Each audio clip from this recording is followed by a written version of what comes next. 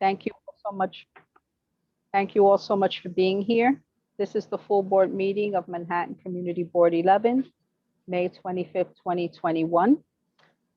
Tonight, we are joined by our District Manager, Angel Muscane, Assistant District Manager, Carly Wine, and Community Associate, Marlene Pierre. In order to conduct an efficient meeting, let's observe a few ground rules. No one may speak until granted the floor. CB11 members, if you have a question about board business or wish to make a motion, please raise your hand through Zoom. If you click the participants icon, the participants panel should appear and you should find the raise hand function there. If you still have technical difficulty, you may click on the chat icon and relay your difficulty. Members should not engage in a back and forth discussion. The chair will recognize the next person to speak. The chat function should not be used for CB11 business or questions about agenda items. All such remarks should be made on the record by raising your hand through Zoom. Chat should only be used to alert us to any technical difficulties you are having or to state in writing information, like an email address that was already stated aloud during the meeting. When a member is given the floor to speak, I will identify you, then you can unmute yourself to speak. Please keep your questions and comments succinct and germane to the discussion. Members of the public can register to speak in the public session by completing the pre-registration form and providing their name, affiliation, or what topic they wish to speak about. A link to the registration form has been shared in the chat. And registration for the public forum needs to be done by 7:15. With that, I will open up the public session at 6:37, and we will start the roll call attendance. Board members, you can unmute yourself and answer present when your name is called. And Angel, would you please do the roll? Jose Altamirano. Stephanie Arroyo. Present. Adem Brija. Yolanda Brown is excused. Eva Chan. Present. Diane Collier. Carlos Diaz. Angela Donadell. Present. Jessica Elliott. Present. Elsie Encarnacion. Present. Judith Ferraro. Present. Raja Flores. Osendi Garcia. Present. David Giordano. Present. Joseph Goldblum. John Green. Here. Robert Harvey. Present. Jada Heredia. Ivy Hume. Present. Marissa Mack. Present. Zal Malave.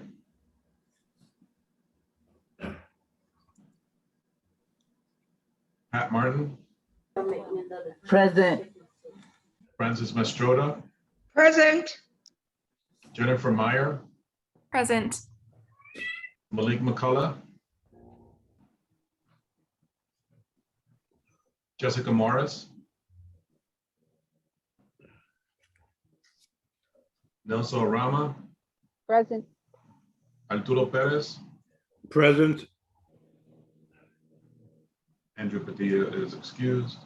Don Sanders. Present. Flores is here. I'm sorry, I didn't hear you. That's all right, Doc. I got you. Thank you. Thanks. Xavier Santiago. Present. Isaac Scott. Russell Schuler. Present. Vinny Torres.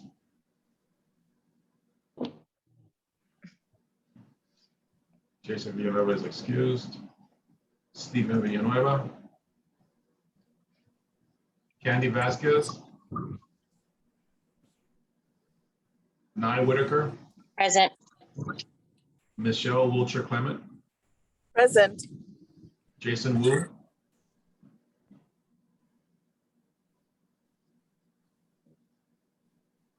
You have quorum. Thank you so much, Angel. With that, we were going to look to adopt the agenda. The agenda for tonight's meeting was distributed ahead of time by the board office and was posted online. If there is no objection, we will adopt the agenda as stated. Board members, if you object to adopting the agenda, you may raise your hand through Zoom.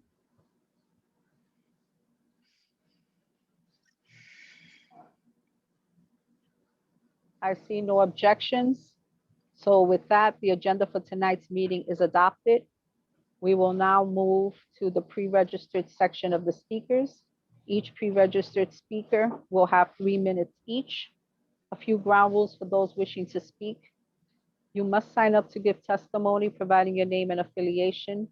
You will be allowed 3 minutes to speak, as I mentioned. You should address your testimony to the board, not the public. You should speak clearly and into the microphone, and you should be prepared to respond to board members who may ask questions in order to clarify facts and opinions presented in your comments. And board members, you should only ask clarifying questions. Commentary will not be entertained. Right? Angel, has anyone signed up to speak in the public session? Yes, we have a few registered speakers. Okay. The first is Dr. William Jusino from Boricua College. Forgive me if I mispronounced the last name.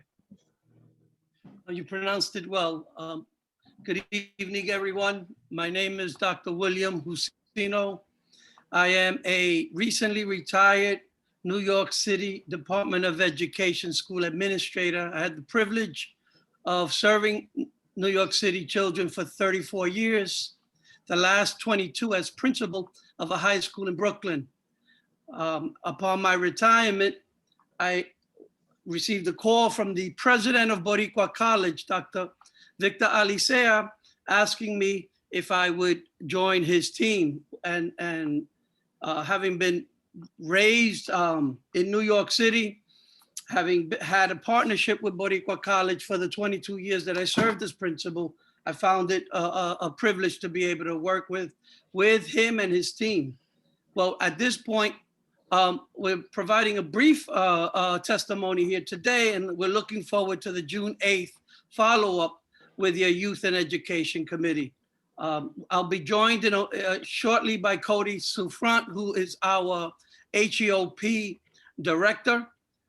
He's responsible for programs at all 3 of our sites, with the Manhattan site at Broadway and 156th Street. Two quick points, and that simply is the fact that the testimony that I'm providing here really speaks to a bridge between the college and the community. Our president calls it an intellectual pipeline, where we have the privilege of working with community youth, parents, and adults. Remember that Boricua College focuses on the adult learner. So we're looking to identify high school students, but more importantly, we're looking to serve adult learners, whether they work in the public schools or not. We are looking to have folks return to school with financial aid packages that I think will make us highly competitive.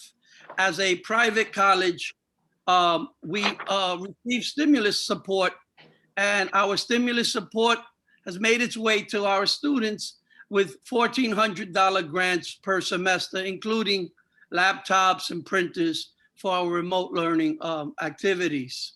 Boricua College is recognized for its phenomenal work in providing personalized attention, individualized instruction, and convenient schedules. I'm telling you firsthand as an educator that Boricua College is a phenomenal institution for your community, for the residents of your community, and I look forward to providing additional detail at the Youth and Education Committee. Thank you. Thank you so much. Are there any questions?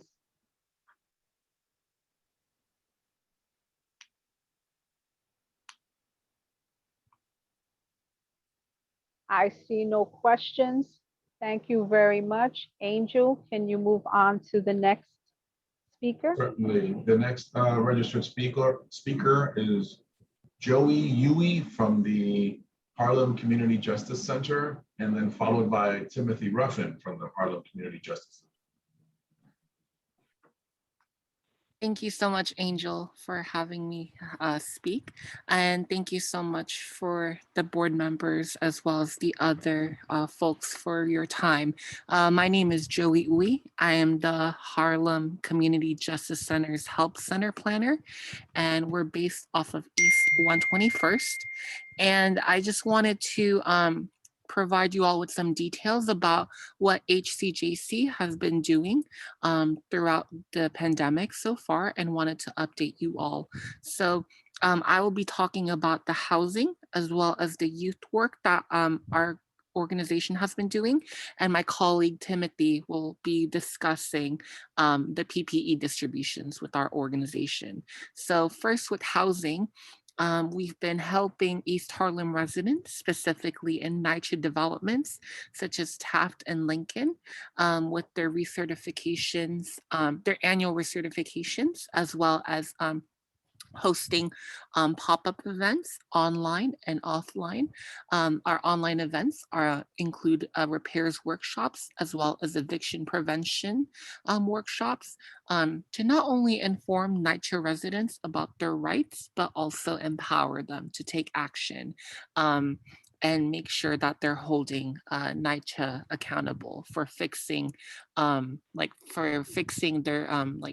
amenities or fixing their rent calculations.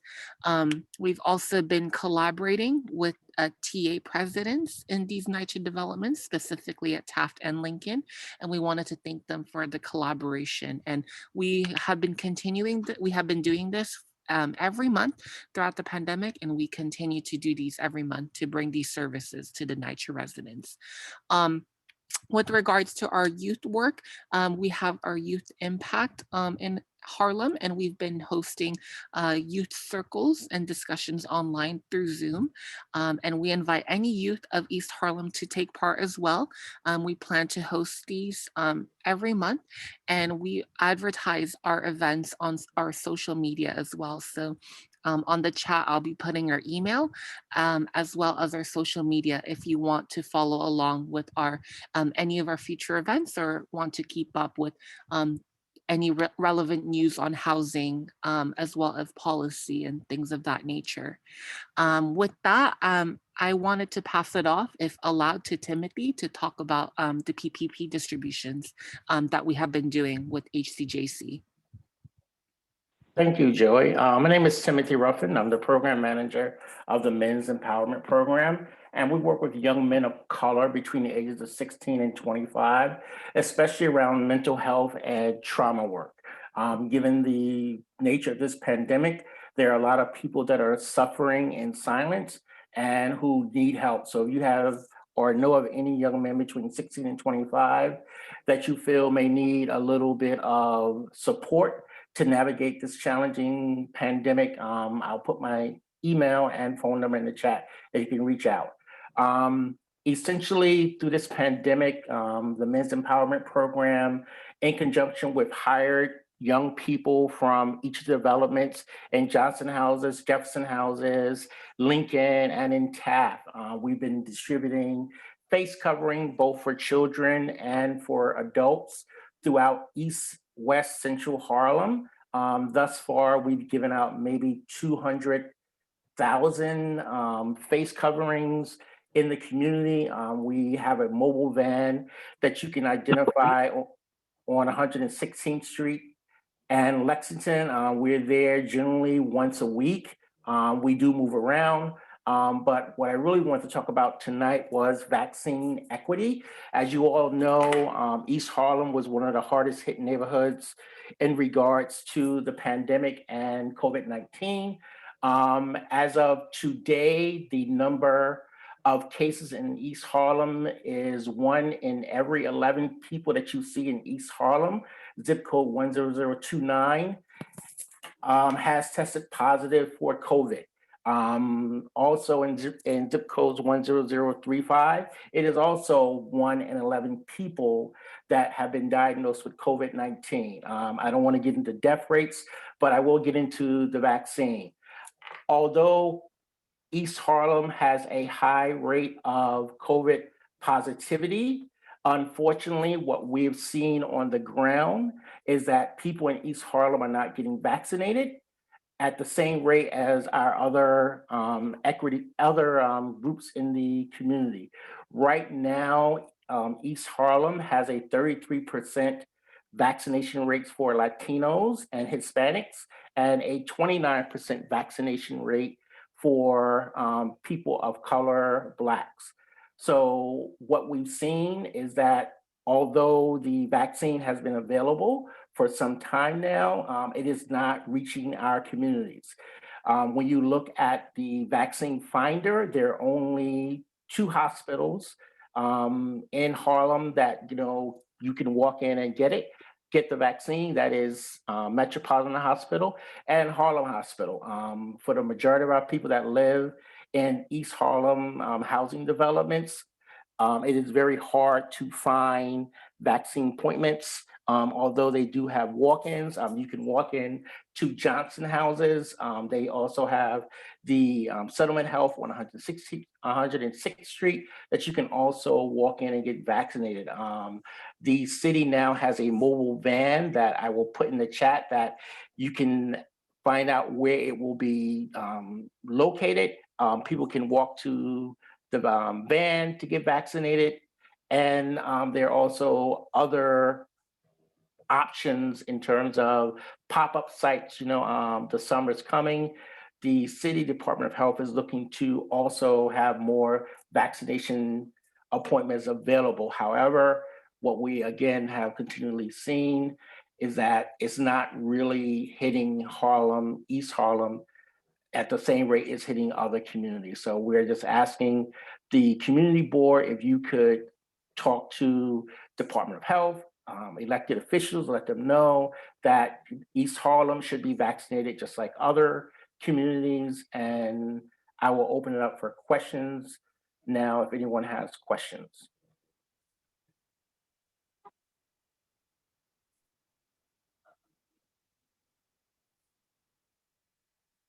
I see no questions. This is Nilsa Rama. Taino Towers is also a vaccination site. There are other vaccination sites in East Harlem.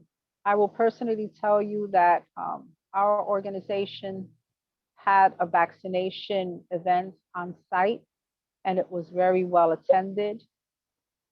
So I don't always feel that it's a lack of vaccination sites, but potentially education and getting over people's concerns about whether these vaccinations are safe. I do know that most of this, if not all of the city sites, have transitioned to walk-ins. And so, like I said, there are sites in East Harlem that are giving the injections. I just don't think that we can attribute the lack of the higher rate of vaccinations just on the sites alone. I think education is important and getting over people's fears, especially in light that we've had things mentioned. Let's say, example, Johnson & Johnson vaccine, that we had some kinds of precautionary tales regarding. So I would be interested in you commenting on the fact that it may not just be vaccination sites that are needed, but that education is also key. One of the challenges that we've been getting from the Department of Health and from the federal government is the mismessaging.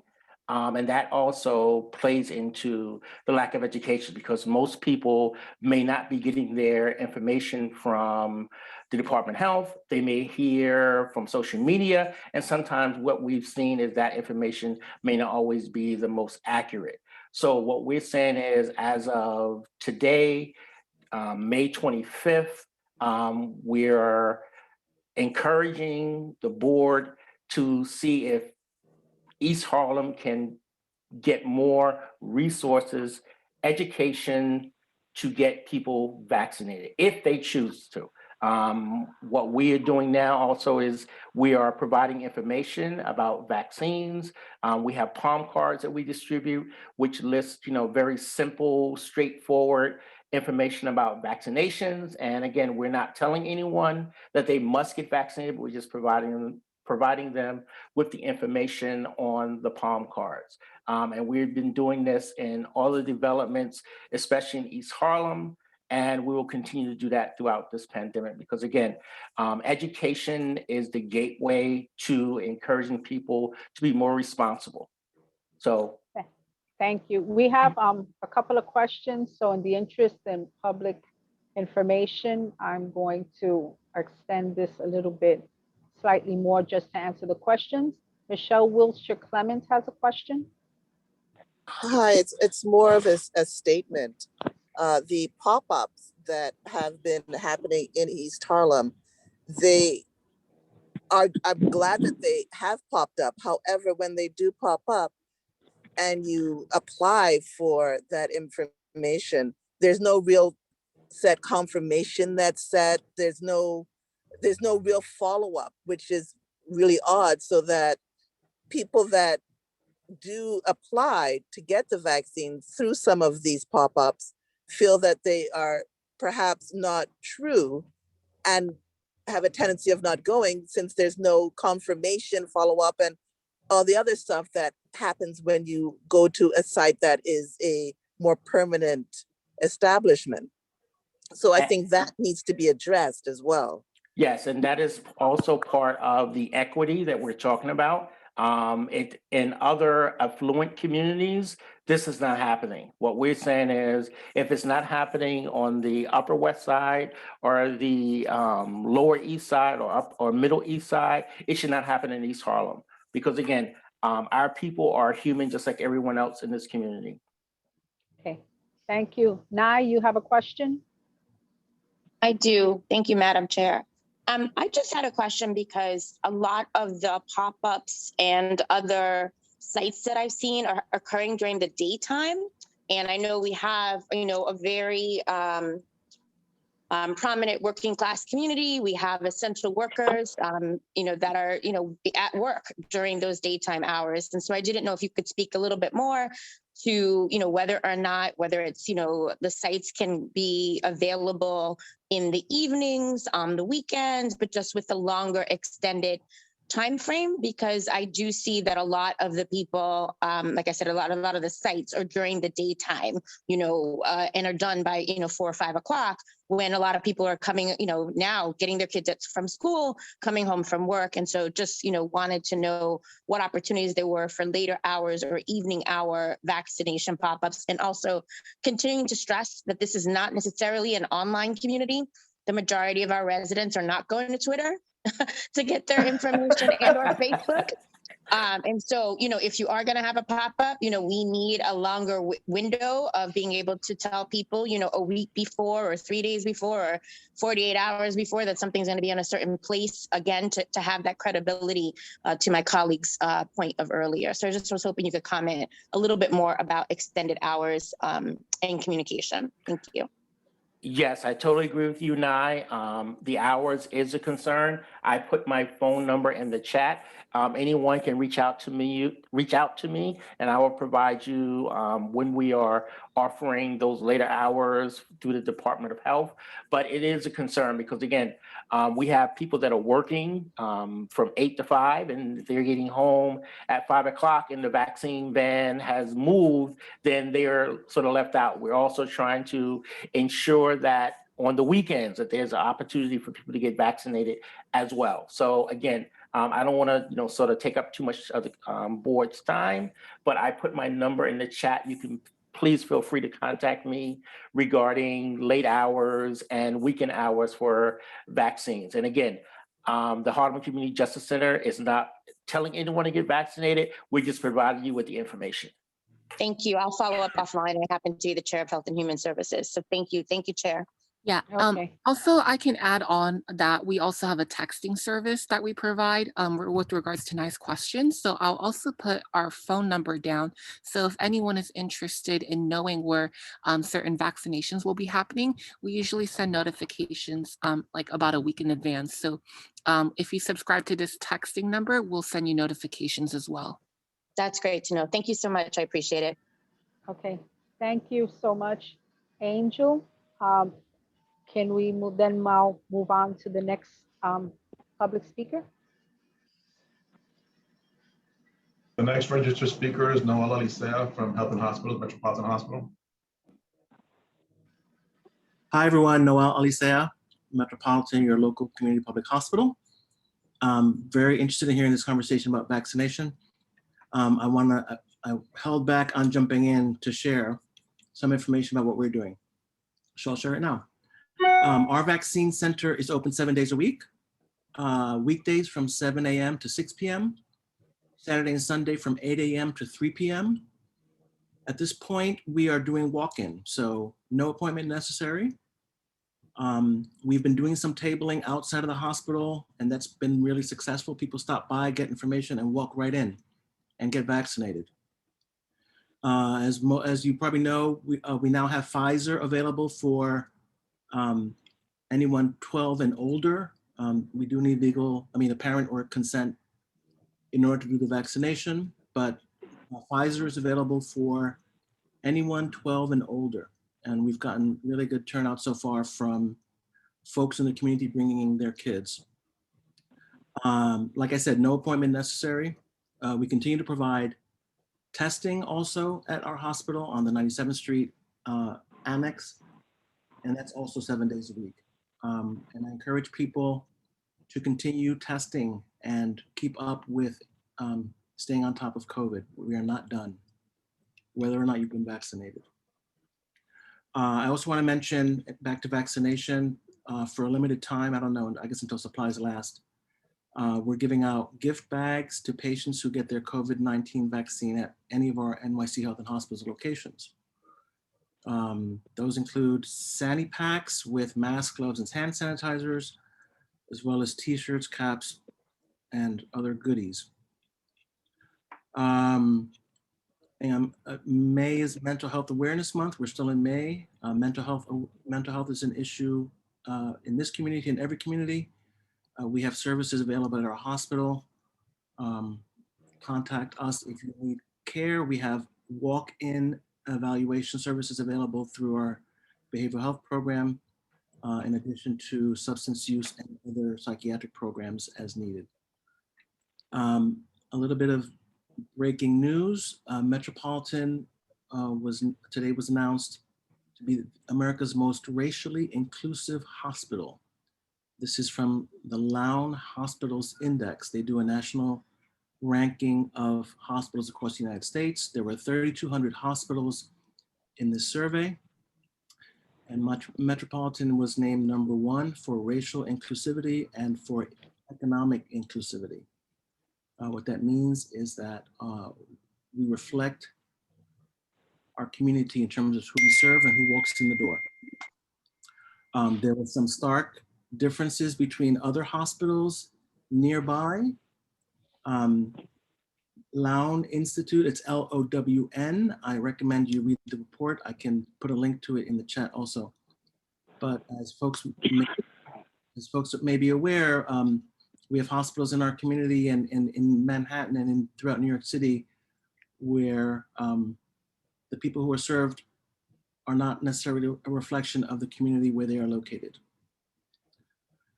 Just another reminder, if you know of people or if you yourself are putting off doing any kind of medical screenings, don't wait.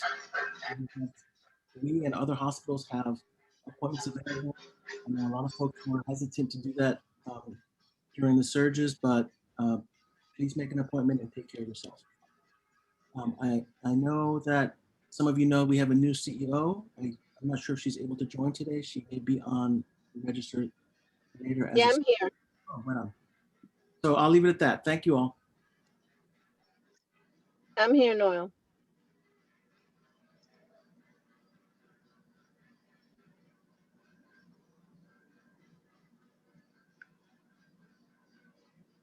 Welcome to our full board monthly meeting. It was a pleasure having a conversation with you earlier this month. And so with that, I'm going to give you 3 minutes so that you can speak on Metropolitan. Welcome. Thank you. Thank you. It's definitely a pleasure. My name is Cristina Contreras. And like Noel mentioned and you highlighted, I am the new CEO for Metropolitan. I'm not new to health and hospitals. I've been in health and hospitals for quite some time. And I'm very excited to be part of this new organization where I'm very proud of the great work that we're doing. And I love the fact that we are very close and collaborative with the community. And I want to make sure that we continue to work and partner with everyone in this community. And I want to embrace the community as part of the hospital. And I want you to embrace us and work with us to bring better services and reflect the needs of the community. So if anything, that we'll continue to come to the meeting like Noel has been doing and updating about the services that we have and the great services that we're going to continue to provide. And I welcome any feedback as well. Thank you. Thank you so much, Ms. Contreras. Is there any questions for Ms. Contreras?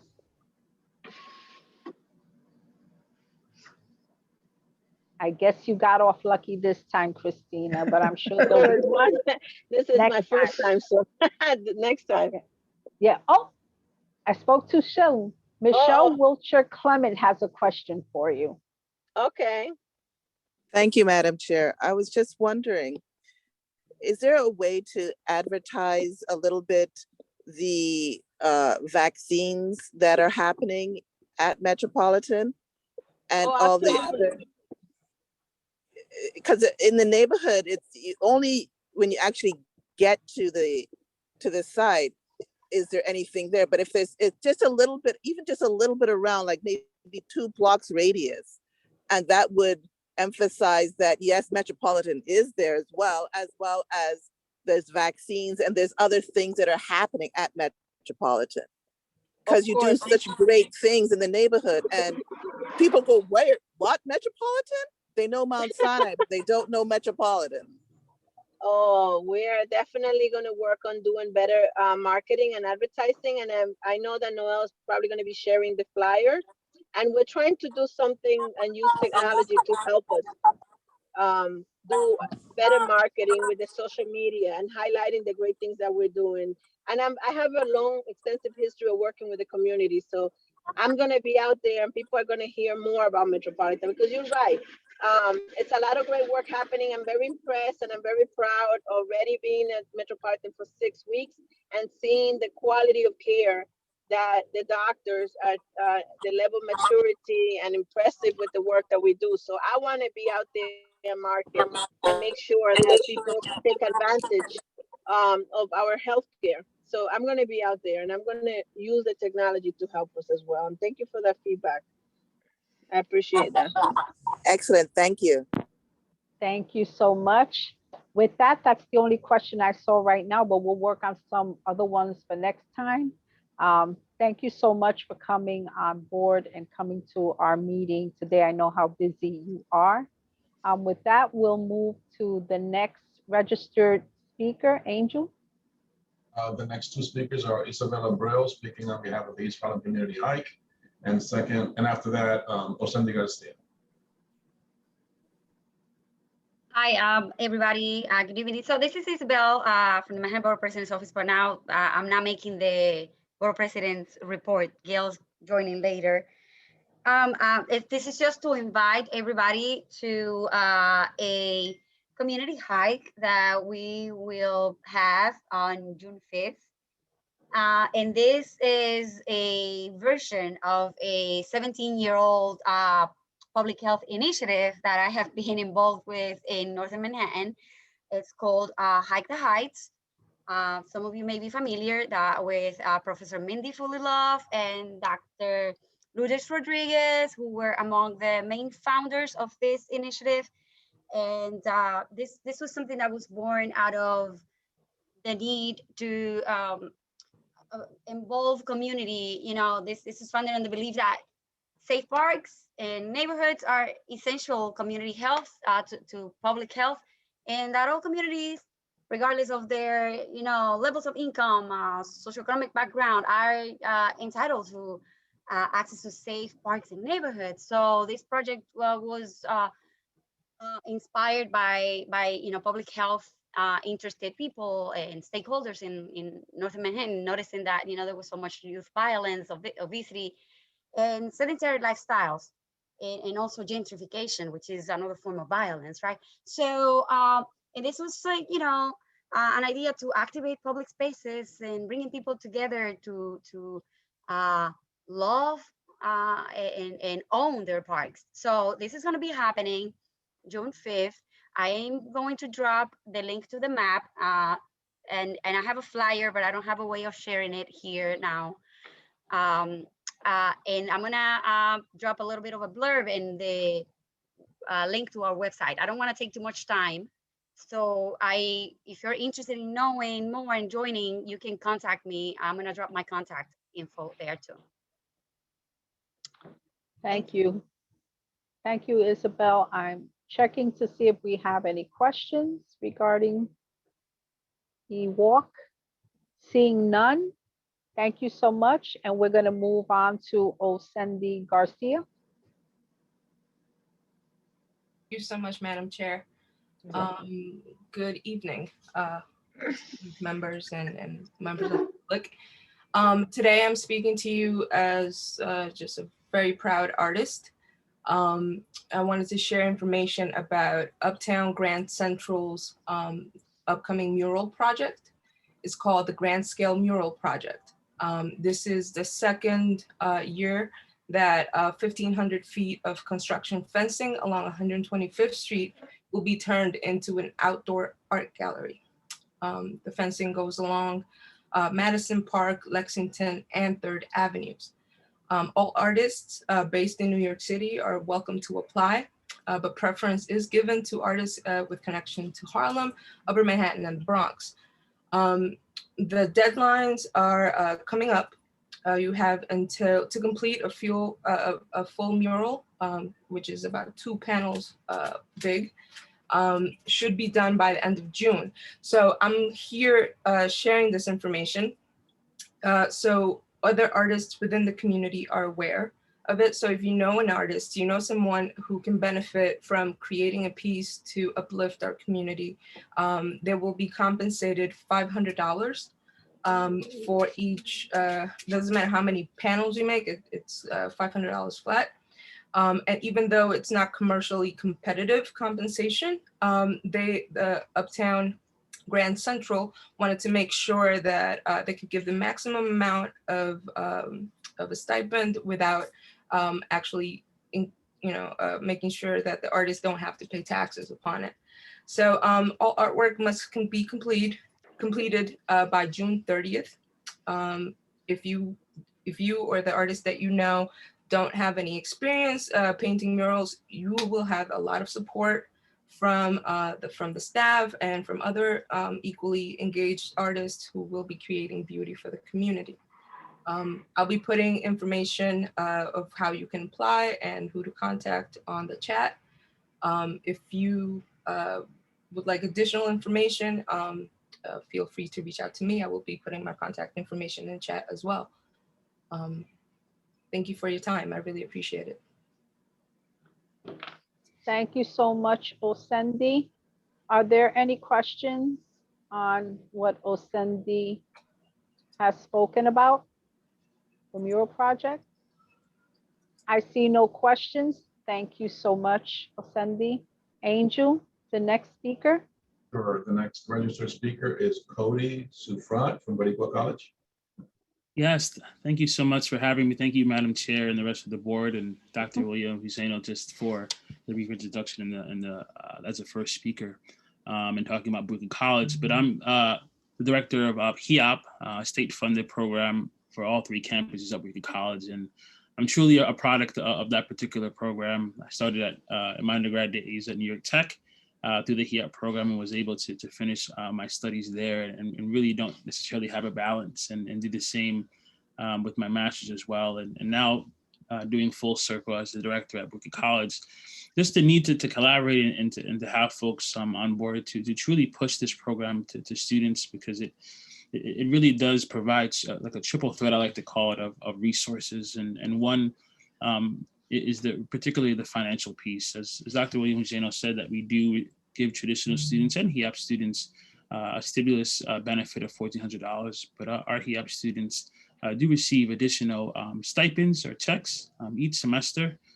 Primarily, their whole tuition being paid for from between Pell and TAP and a HEAP income as well, and also a limited Metro card every month that they participate in HEAP.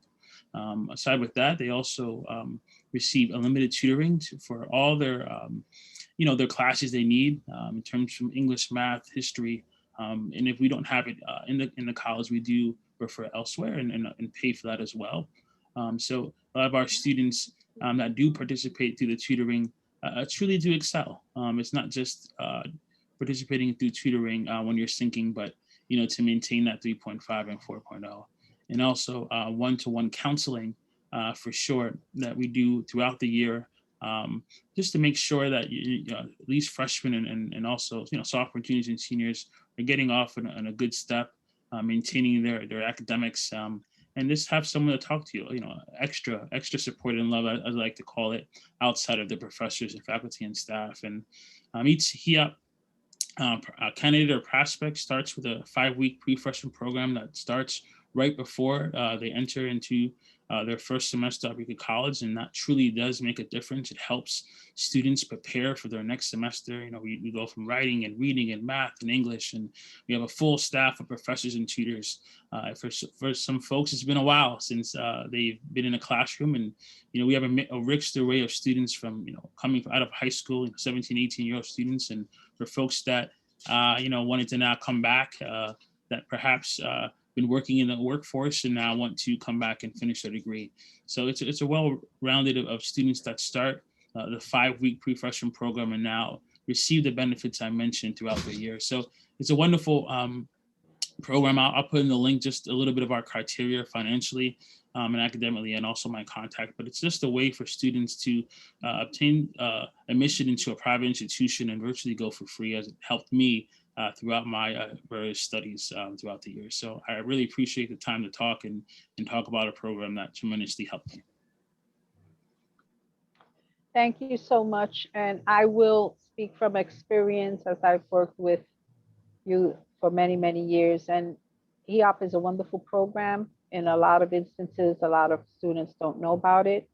So as a board and just as people that want to mentor other students who want to go to college and feel they can't afford it, we definitely should mention this program as a very, very important resource. I'm checking if there are any questions for you at this time. I don't see any, so I want to thank you for your information. It's very important information, and I hope you'll come again and continue bringing new resources to the community board. Thank you so much.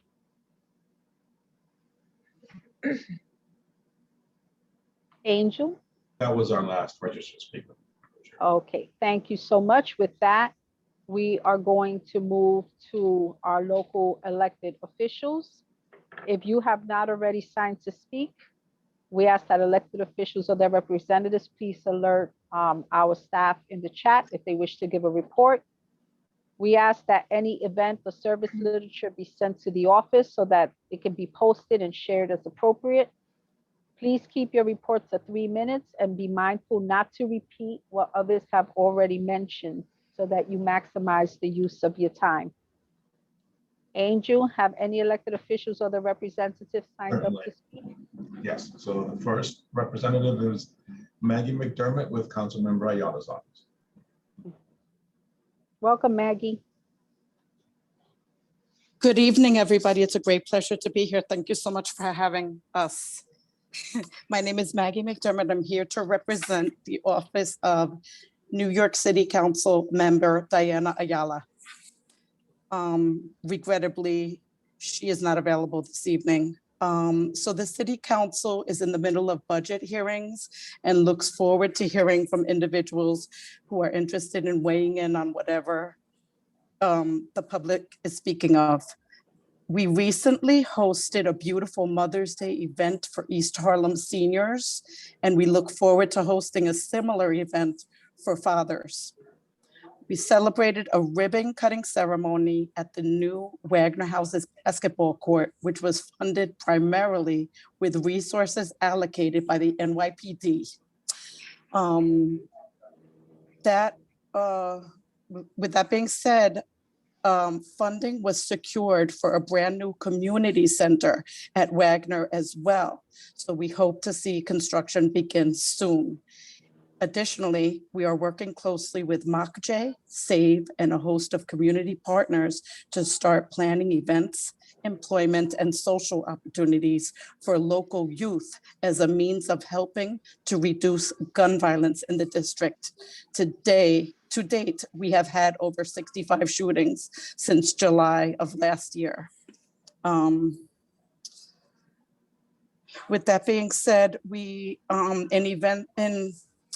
in reference to the forthcoming events, flyers will be disseminated to Community Board 11.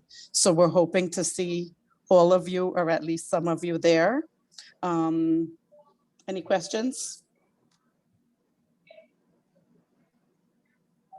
Thank you so much, everybody.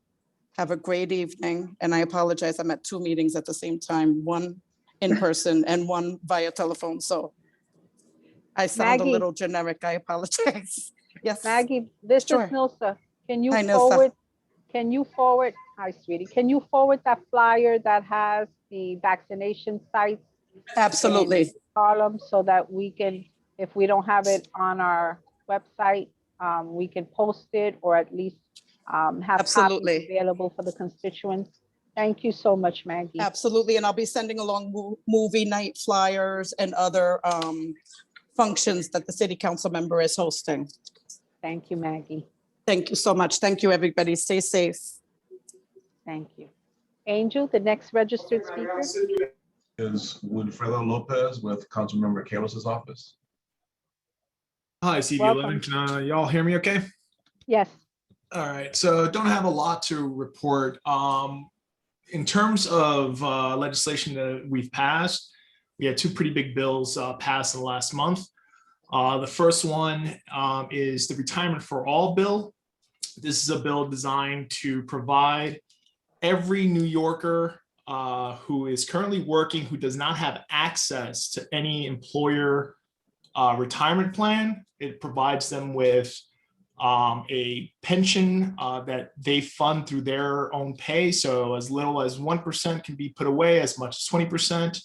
It's going to be managed by a board that will be appointed next year, similar to the New York City Pension Board. So this is a similar legislation that was passed in Oregon last year. And what they found is that a lot of gig workers and tip workers are benefiting from this. So that's huge. Got signed into law last week, and will be rolling out as early as next fall.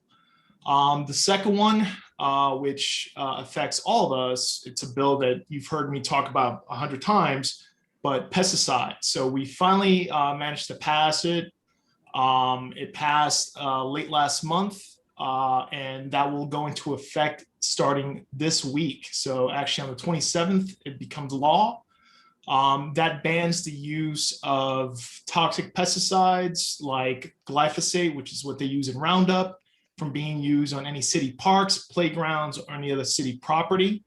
Last year, there was a report that was shared with you all that showed that parks in East Harlem were sprayed with harmful pesticides 10 times more than parks on the Upper East Side. So that's something that's going to be good news for everyone. It'll move the city into good land management practices, which will stop weeds from coming up anyway. Lastly, we introduced a bill last month to help curb the Airbnb problem, which I know it's an issue here in East Harlem. That's where apartments are kept vacant in order to allow for the landlord to rent it out as an Airbnb.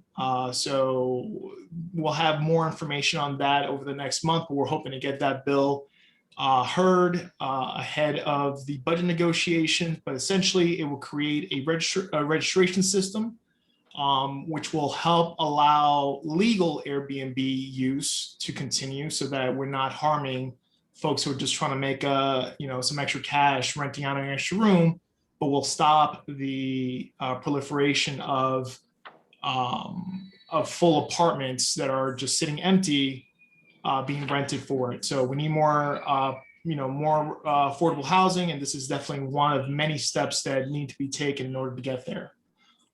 So that's it for us. Happy to answer any questions. Do we have any questions for Mr. Lopez? Wilfredo, you Torres has his lucked hand up. out. Vinny Who? Torres has his hand up. Vinny Torres. I don't see him here. Okay, Vinny, ask your question. Thank you, Madam Chair. And thank you, Andrew. So appreciate that information. Question: of the two bills that were passed that you mentioned related to retirees and pesticides, were any of them sponsored by the council member? By which council members? Kalos. Yeah, he was the lead sponsor on both. He was the lead. Thank you. Yep. Any other questions? This time I really see no questions. Thank you so much, Wilfredo. Thank you all. Okay. Angel, the next speaker. Sure. The next elected rep speaker is Luke Wolf with Controller Stringer's office. Welcome. Good evening, everybody. Luke Wolf from City Controller Scott Stringer's office here, subbing in for Nina this evening. A few quick updates from our office. First is this afternoon, we launched our COVID-19 Recovery Center. So there's been a lot of city, state, federal programs that have come out in the past few months, and this is a one-stop website available in English, Chinese, and Spanish, where New Yorkers can go to find out what programs they might be available for support. So that could be if you're for a renter, a tenant, a small business, excluded worker. So we encourage everyone to go and see what programs might be available for you, and also find more information about how to access those programs. So I'll drop that in the chat as well. And we've also been focused on small businesses, and particularly our MWBEs. So last week we put out a survey of over 500 MWBEs across the city, and what we found was pretty troubling. First, that over 50%, and these are of the businesses who are still around to fill out the survey, had to lay off workers during the pandemic, and more than 30% of those who are still in business will run out of rent money in the next 3 months. So we know that this is a crisis for many of our small businesses, and we're not out of the woods yet.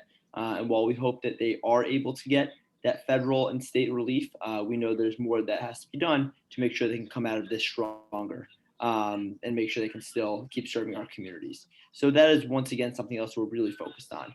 But I will drop my contact information in the chat as I fill in for Nina. Please feel free to reach out anytime. And also I invite you to take a look at our COVID-19 Recovery Center, which is once again available in English, Spanish, and Chinese. And I wish you all a good evening. Thank you so much. Do we have any questions for Mr. Wolf?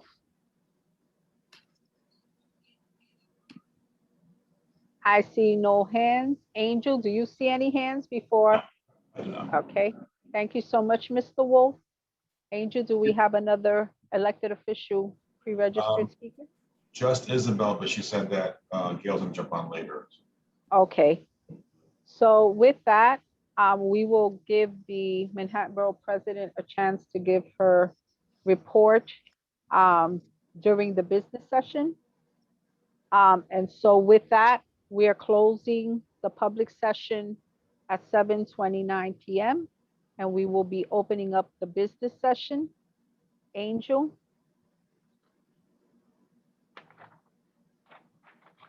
No, it's you. It's minutes and Chair's report. Okay, so we're not going to make sure, we don't have to make sure that we still have quorum. Okay. No, no. So with that, the board minutes were circulated, but we are going to vote on them next month as we did not, No, I'm sorry, that's on me, folks. I did not get the minutes into the shared drive on time. So you didn't have the required time to review them before the vote. So we're gonna put it before you all next month. That's on me.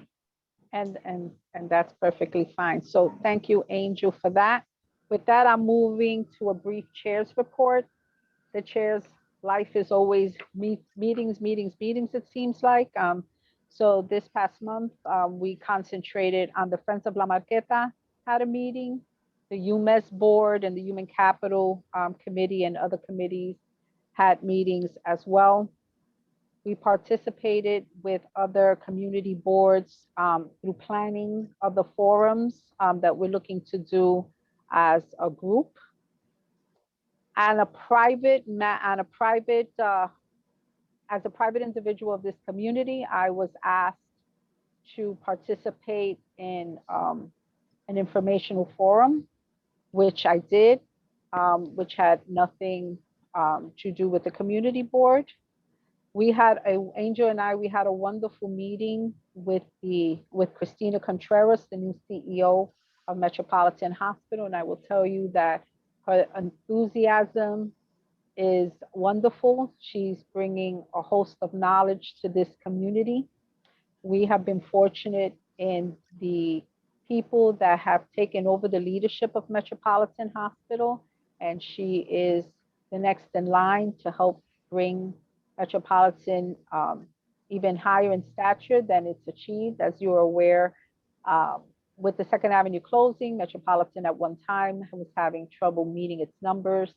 I can tell you personally that has changed with the leadership that has come on board the past few years. And I look forward to seeing Ms. Contreras add even more value. And congratulations to Metropolitan for being mentioned as the most diverse hospital. So that's one thing that's amazing to be proud of. Community Board 11 is also part of the 23rd Precinct Advisory Group. This is a pilot program that has been funded that's happening throughout all the precincts. And so there's 5 members that work with 23rd Precinct to help identify problems and fine tune at least 3 that the police will try to concentrate on. The councilwoman is a member of that, as well as 3 not-for-profit organizations in the community.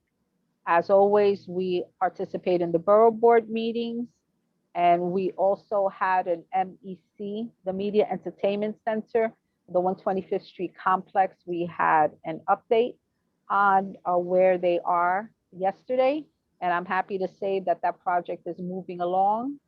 They have an anchor tenant in Food Bazaar. They will also be looking to open up a residential portion of their buildings in late October, early November through the lottery system, so through Housing Connect. And so with that, I mean, I can continue on, but I will stop there. Are there any questions for me on the chair's report?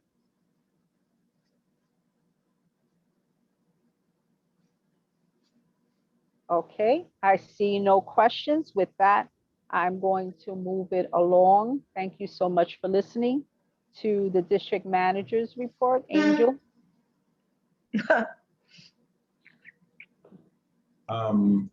Sure.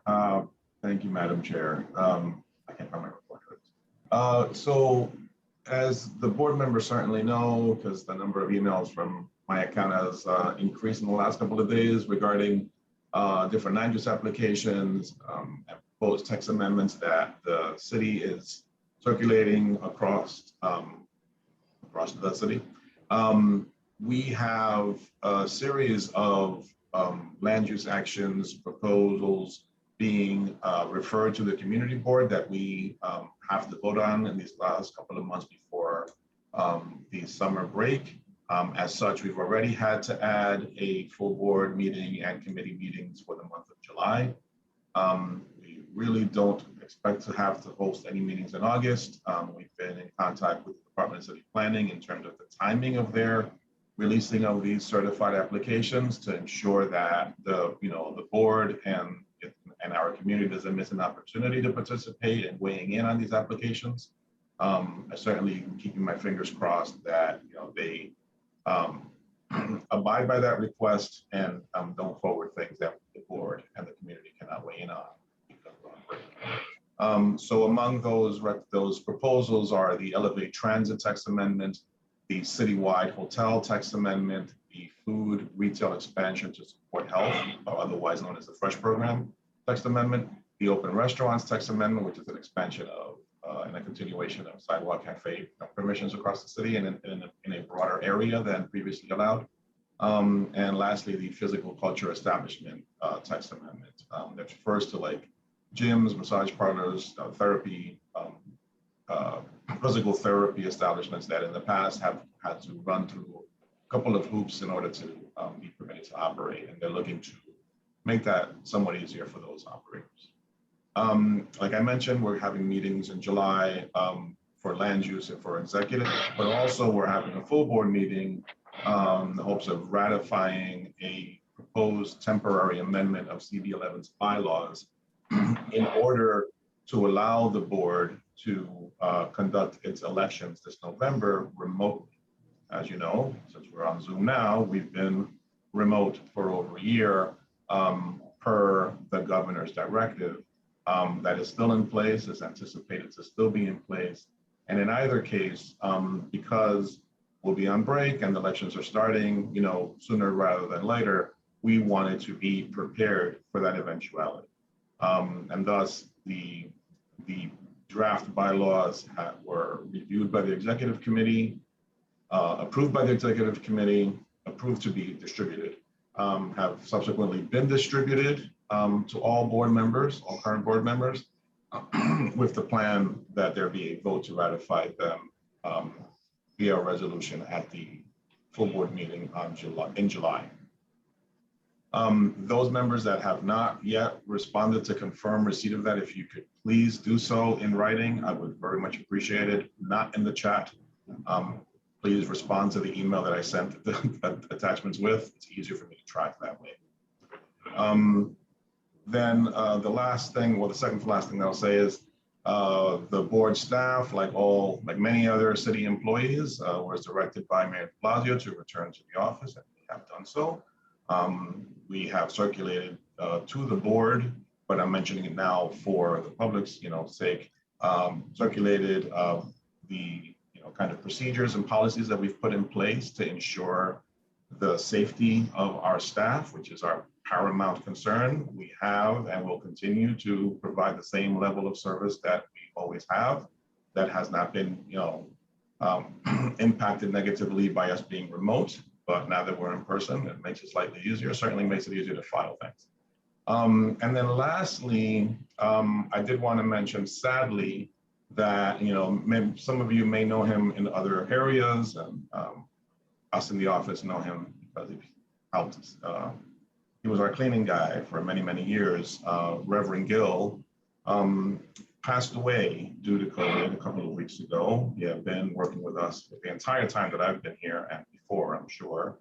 Many of you know him as the chaplain for the 23rd Precinct Council. He was a lovely, lovely man. It was very sad to hear that news from his family who stopped by the office to inform us. That concludes my report. Thank you, Angel, for reminding all of us about the work that Reverend Gill did. I will tell you that it was sad when we found out.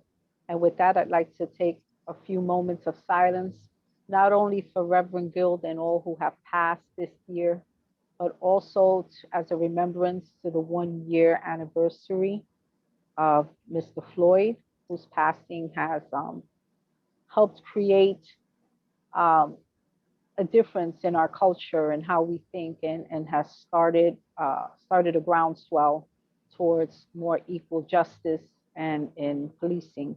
So if we just take a few moments to remember those that we have lost, I would appreciate it.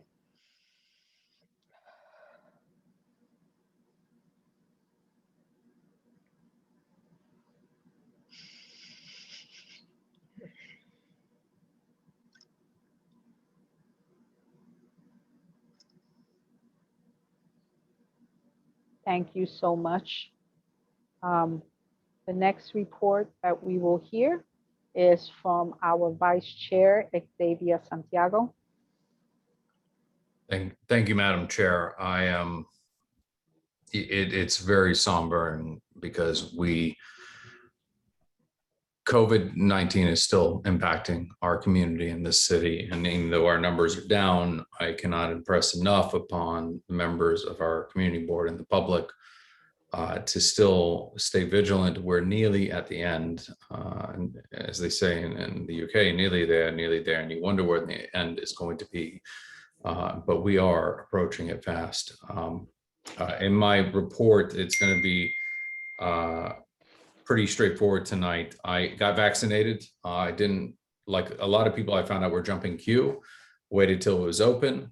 I've chronicled it. I don't have a third head. I'm not a zombie yet, although having little ones can make you feel that way. I had a very robust, there you go, Vinny. I did have a very robust immunological response, which is a sign of a healthy immune system. But I remind everyone, even though I've gone through that, I've hit the 2-week mark, I still wear my mask when out in public as a sign of respect and reminding people that these are the measures we have to make, because you can still, we have not had enough of a runway, a timeline to determine whether or not you can still be a carrier and for how long, even though you may not have the full impact of it. That being said, some of our members have volunteered to go out and provide information about getting vaccinated. I've worked with some of our community partners as well to Borican Health, had a phone call about finding sites where we can do pop-ups that are very local to some of our public housing, including but not limited to Carver Houses is one. We also have dealt with Lakeview, and we're currently working on those measures. We're also coordinating a local outreach for Get Out the Vote and ranked choice voting, which is within our purview as a community board, which is to educate people about the process of how the city functions. We also, and I want to say thank you to all the members who've been adding additional pockets of time to work on our youth symposium. We have resurrected it. It was knocked down by COVID because we couldn't convene. We're having a meeting tomorrow with some of our youth and some of our planning members, Michael Parker, Omar Jackson, and we're going to be working and getting a better feel for what people would like to see in the youth symposium. And when I say we mean the youth. Adults often think we know what's best, but when we were all young, we didn't want to be talked at. We had our ideas, and so we're working with them to kind of shape and contour and bring it together. That'll be tomorrow. We have some of our members. It'll be a very smaller get together, so we don't overwhelm them with too many adults in the room, so they can feel comfortable in speaking freely. That is like our chair has said, I've been at many of the meetings that are mentioned, so it's a duplicitous to mention and redundant in many ways and forms. And personally, I'd like to see, since I see our district manager is in the office, I think I'd like to be polite to him for once and get him on the road soon as we handle the community's business. But you know, he's one of the few that has to drive tonight. But on that, if you have any questions, you want to get involved, please let us know. We will also, with the Carrie King, if she's still on, thank you. We still have the open street on 101st, and we will be partnering with getting movie nights happening on Saturdays on that location as we get towards the apex of the summer. So in that, thank you, Madam Chair. Thank you, everyone. You have my contact details. I'll pop them in the chat. Thank you, Xavier. With that, we now arrived at our committee reports, resolutions, and other motions. In order to conduct an efficient meeting, I'm going to mention again a few ground rules. Please, no one may speak until recognized and granted the floor.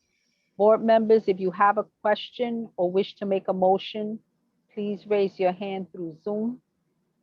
The chat function should not be used for board business or questions about agenda topics. Again, all such remarks should be made on the record by raising your hand through Zoom. Chat should only be used to alert us to any technical difficulties you are having or to state in writing information like an email address that was already stated aloud on the record during the meeting.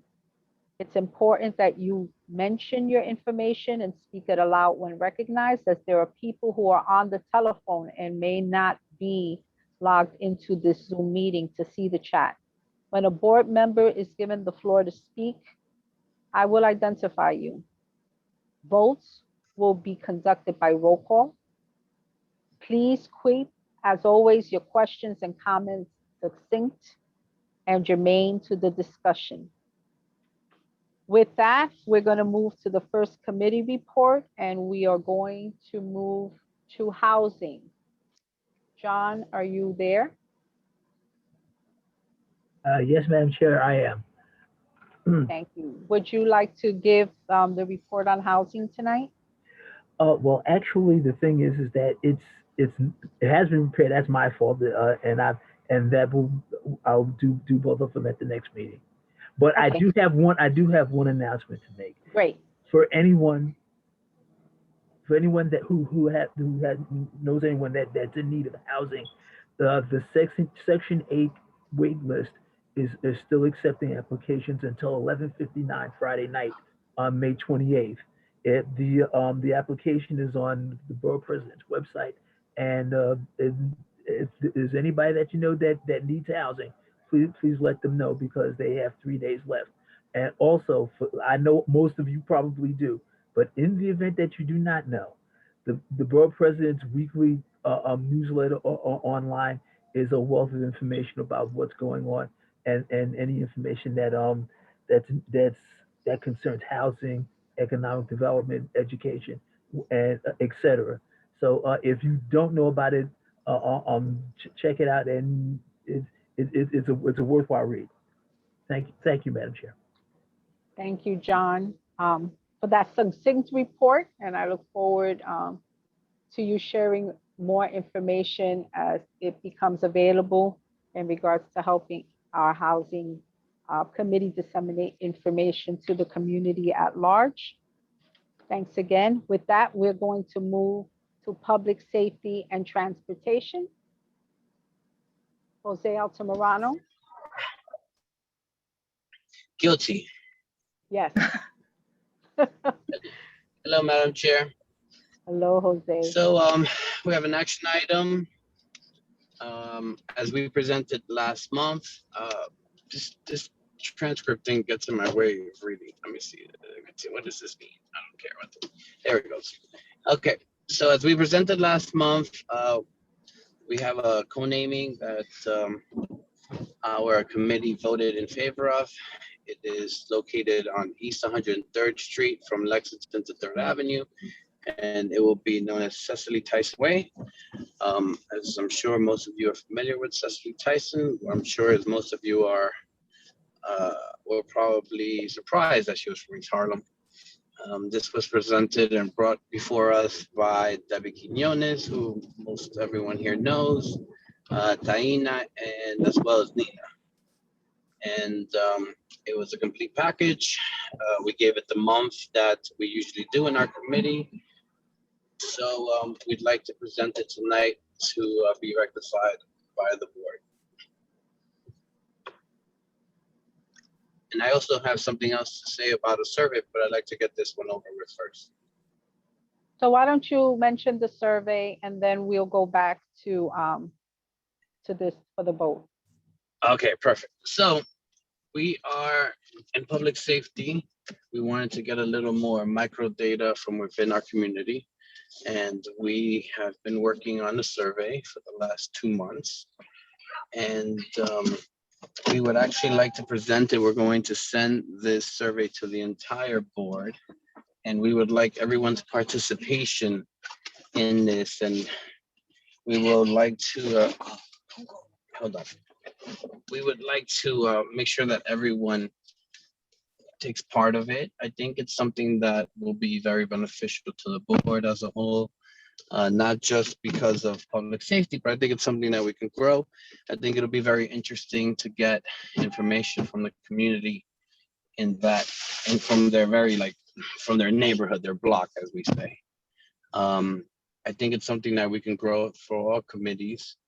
We have an ambitious goal in our committee, but I think hopefully with the help of the local organizations and everyone here on the community board, as well as the elected officials, will be able to either reach or surpass the goal. But I would like to start. Our committee would like the entire board to participate in this survey and let us know our ideas. We'd like to push this through through the summer, and hopefully in the future maybe do this once or twice a year. But it's very exciting. It's going to be very informational for our entire community board, and hopefully we get the participation that we asked for, and we will be bothering particularly the full board. We expect everyone from the full board to do it, and our expectations hopefully will be met with your cooperation. We don't want to get to and I'm sure everyone will participate, right, guys and girls and non-binary and everything else in between. Thank you, Jose. It is my expectation that the full board, as members appointed to help represent this community, will have no problem participating in a Community Board 11 initiative to help gather information desperately needed to help us inform our committee work. Is there anything else, Jose, that you would like to report on? If not, then I'll move on to your action item. Let's see if there's anything else. See, we were talking about the new NYPD Bureau of Interagency Operations, which is supposed to be bringing the NYPD together in order to deal more efficiently with mental health conditions. So it's something that we've brought up quite a lot inside of this community board, and something that our my vice chair, Jessica, is planning to work on to bring something so that we can converse about this, because obviously it's a subject that in our neighborhood is very concerning. Cindy, who's in our committee, has has always been there to kind of give us the voice of conscience, where it's like, as we understand that some of these individuals have some tendencies that disorient some of our normal ways, but like it's mental health, right? So we have to take that into consideration. Hopefully this is a good step for the NYPD. We haven't been able to get anyone to come speak from this agency, but it was just recently formed. So it's so obviously it's going to take some time. And so we'll report back as we get more information. Also, we worked extensively on our executive budget for 2022. So Jason Villanueva doesn't shout us out saying that we're not cooperating. No, we're there. We went through it step by step, and that was already done, and we presented what we had to do. So so we're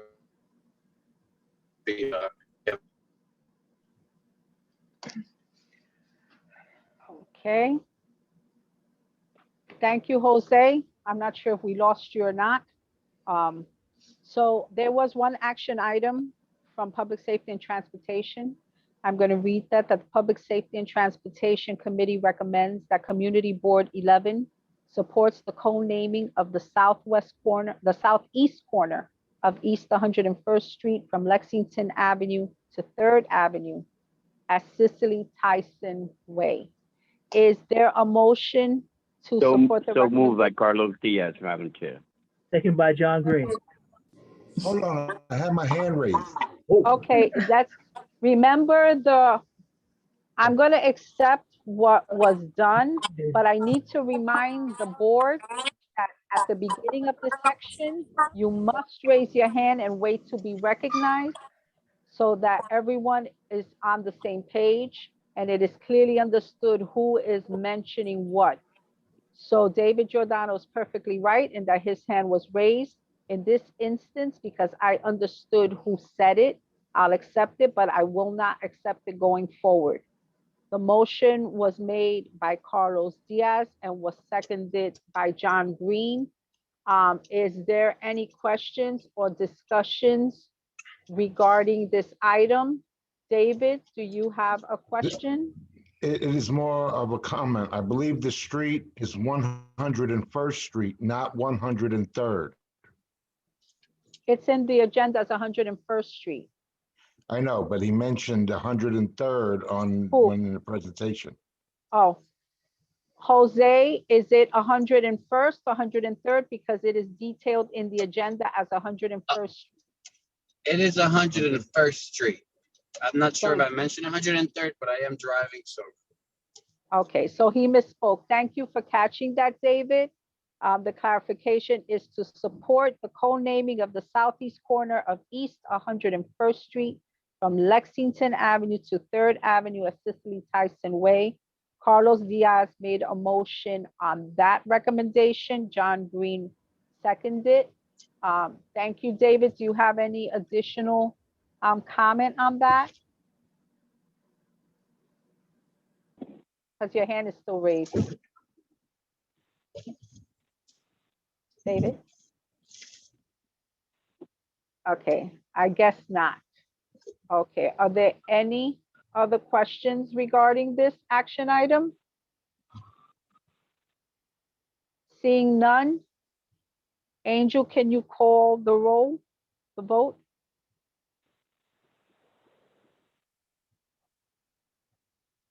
Jose Altamirano, Yes. Stephanie Arroyo, Yes.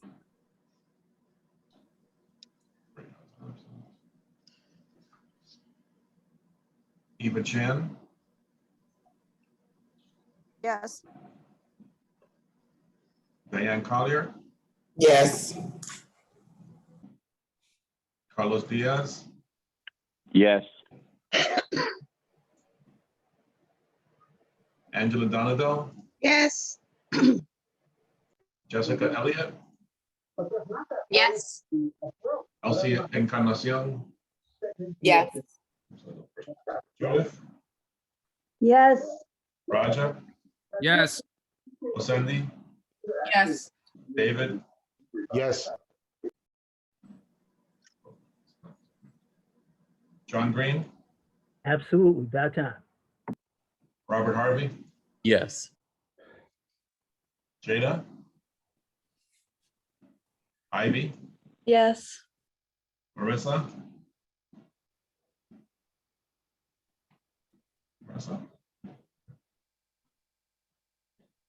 Giselle, Giselle Malave, Pat Martin, Yes. Francis Mastroda, Yes. Malik,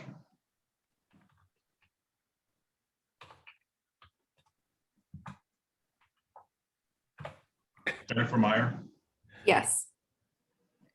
Jessica Morris, Nosa, Yes. Art Perez, Yes. Don Sanders, Yes. Xavier Santiago, Yes. Isaac, Russell, Yes. Benny, Yes.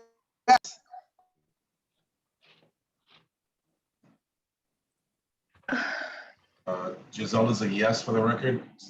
Stephen is not here. Candy, Yes. Nye Whitaker. Yes. Oh, Can you hear me? yep, I got you. Thanks. Thanks. Michelle, Yes. Jason Wu. Here. You mean yes? The motion, Okay, the motion passes. Thank you. Thank you, Angel. I just want to take a moment. I received a text that Robert Rodriguez, the assemblyman, might want to give a brief report. Xavier, is that true? Because I'll allow him a brief report because we have a lot of items on the agenda. Yeah, I had gotten notice. I think he's in the attendees. Okay. Angel, can you elevate him so we can give him at least 3 minutes to speak and give us a brief overview of his report? see him. Thank you. I don't see him on the list. I didn't see him either. He's in the attendees, or was. I think I got flipped over. Can you hear me now? Oh, there he is. He's under Francis Mastrota Oh my. on the participant list. That's not I've hard. been following Francis for a long time, many a decade at this point, so that's okay. All right. Go ahead, Robert. Thanks, Nosa. I'll be super Okay. brief. Thank you all, and I'm sorry to be joining a little bit late during the business session, but I just wanted to come say hello and give a quick update. Hopefully everyone heard the news with regards to the rent program that we are rolling out on June 1st to assist tenants with back rent. So that will be coming online, being administered by the Office of Temporary Disabilities, OTDA, and that they'll be handling that online application. So hopefully we're streamlining that. There's $2.4 billion that is getting moved through the state from the federal government to assist with back rent, going back as much as 12 months. So we just want to make sure that folks know about that. We start to get the word out. You know, people I think have been anticipating this program, but we really want to see, you know, robust participation. This is a program that helps tenants and landlords by getting everybody caught up so everybody can, you know, meet their obligations. So we're really looking forward to this being successful, particularly because the first go around, you know, with some of the restrictions that were put in place was not as successful as it could be.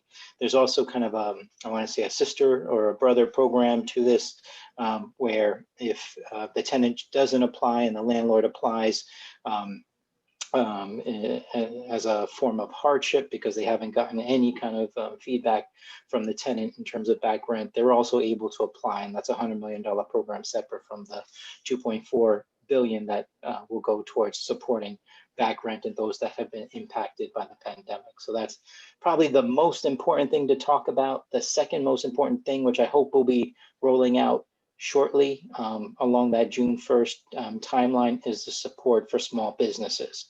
That's a similar almost $800 to $1 billion program to support small businesses that have similar issues with back rents and utilities. So keep an eye out for that. As soon as that program is about to get rolled out, we will let you know and make sure that our small businesses have the ability to get the same kind of relief. To me, that is the single biggest priority on the state. If we're not doing that, then, you know, we can pass a million laws, but that's what people need today and for us to be able to recover.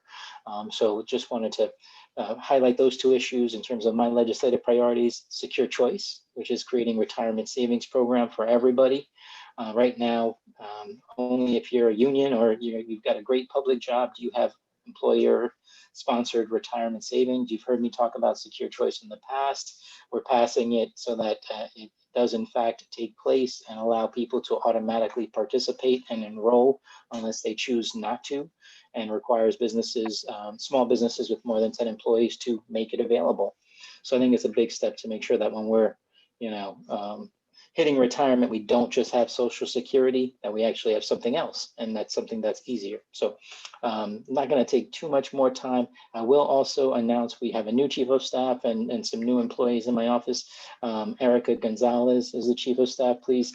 She will be here probably next month to introduce herself, but I just wanted to make that person and that resource aware. You all know Jason Cruz and some of the other folks, but we want to make sure that the office is as accessible as possible, especially during this time. So with that, I'll turn it back to Nilsa. I don't think you want any questions this time, but give me a call or send me an email. And well, I'll allow questions for a minute. If You're they so would generous, please Nelsa. Thank you. Well, I just figured, you know, you would deserve at least a minute. So if there are any questions, please raise your hand and I'll call you.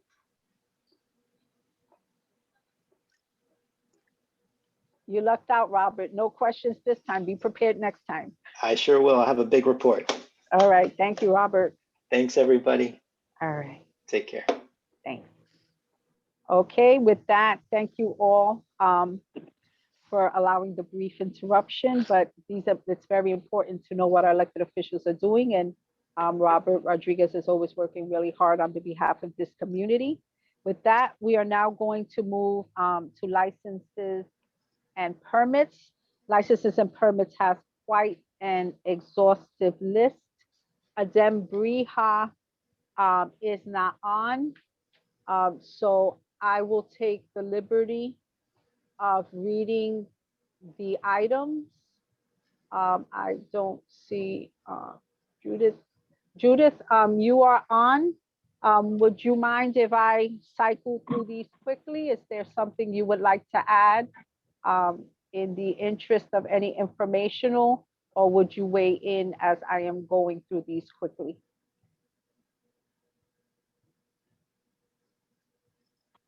One second. I have the agenda, but if you want to read it, you can. Okay, so what I'll do, Judith, I'll read the items quickly, and if there's something that you feel we need to know in order to help us make an informed decision.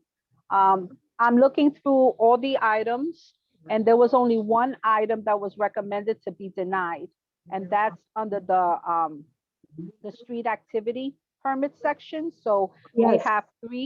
we have three liquor licenses and permits. The first one is the Licenses and Permits Committee recommends that CB11M approve the application of Johann Halsberg Antwerp J LLC doing business as Mojo Desserts to alter a full liquor license number 1334217 for a restaurant located at 177 East 100th Street, New York, New York 10029. That's on Lexington Avenue. Again, the committee recommended that we approve that. The second Yes, item, the committee. yeah. Hello? Hello? Yeah, that was an alteration and they did send all their map and everything that I requested. So we approved that. Okay, great. The second item, which is number 3, approve the application of Santa Fe Taqueria Corp. For new wine, beer, and cider license for a restaurant located at 2248 First Avenue, New York, New York 10029. That's located on 116th Street. And the third item that the Licenses and Permits Committee recommended that CB11 approve was the application of Food for Your Soul LLC doing business at Food for Your Soul for a new full liquor license for a restaurant located at 355 East 116th Street on 10029 on First Avenue. Are there any questions regarding the committee's recommendation? If there is, raise your hand. If there are no questions, then I'm going to move this and we're going to group them together. I will accept a motion for the support of the committee's recommendations. Is there a motion regarding these 3 items? I'll make a Candy? motion. Oh, okay. Candy has a hand up. Candy? A motion to support the licenses, the renewal of the liquor licenses for the above mentioned businesses. Sorry, I'm so tired. Zoomed out. Okay. So Candy Viva Vasquez made a motion to support the committee's recommendation to approve the 3 items as mentioned. Is there a second? Angela Donadell has her hand raised. Yes, I second the motion to approve the 3 applications presented in group. Thank you, Angela. Angel, can we have a roll call vote for these 3 items? Jose Altamirano,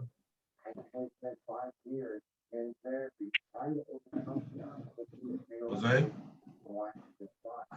Stephanie Arroyo, Yes. Eva, Yes. Diane, Yes. Carlos, Yes. Angela, Yes. Jessica Elliott, Yes. Elsie Encarnacion, Yes. Judith, Yes. Raja, Yes. Osendi, Yes. David, Yes. John Green, Aye. Robert Harvard, Yes. Ivy, Yes. Marissa, Yes. Giselle, Yes. Pat, Patricia, Yes. Francis, Yes. Malik, Yes. Nelsa, Yes. Art Perez,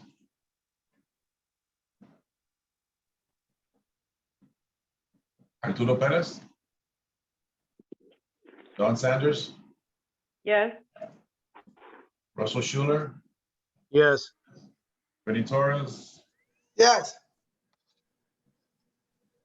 Candy,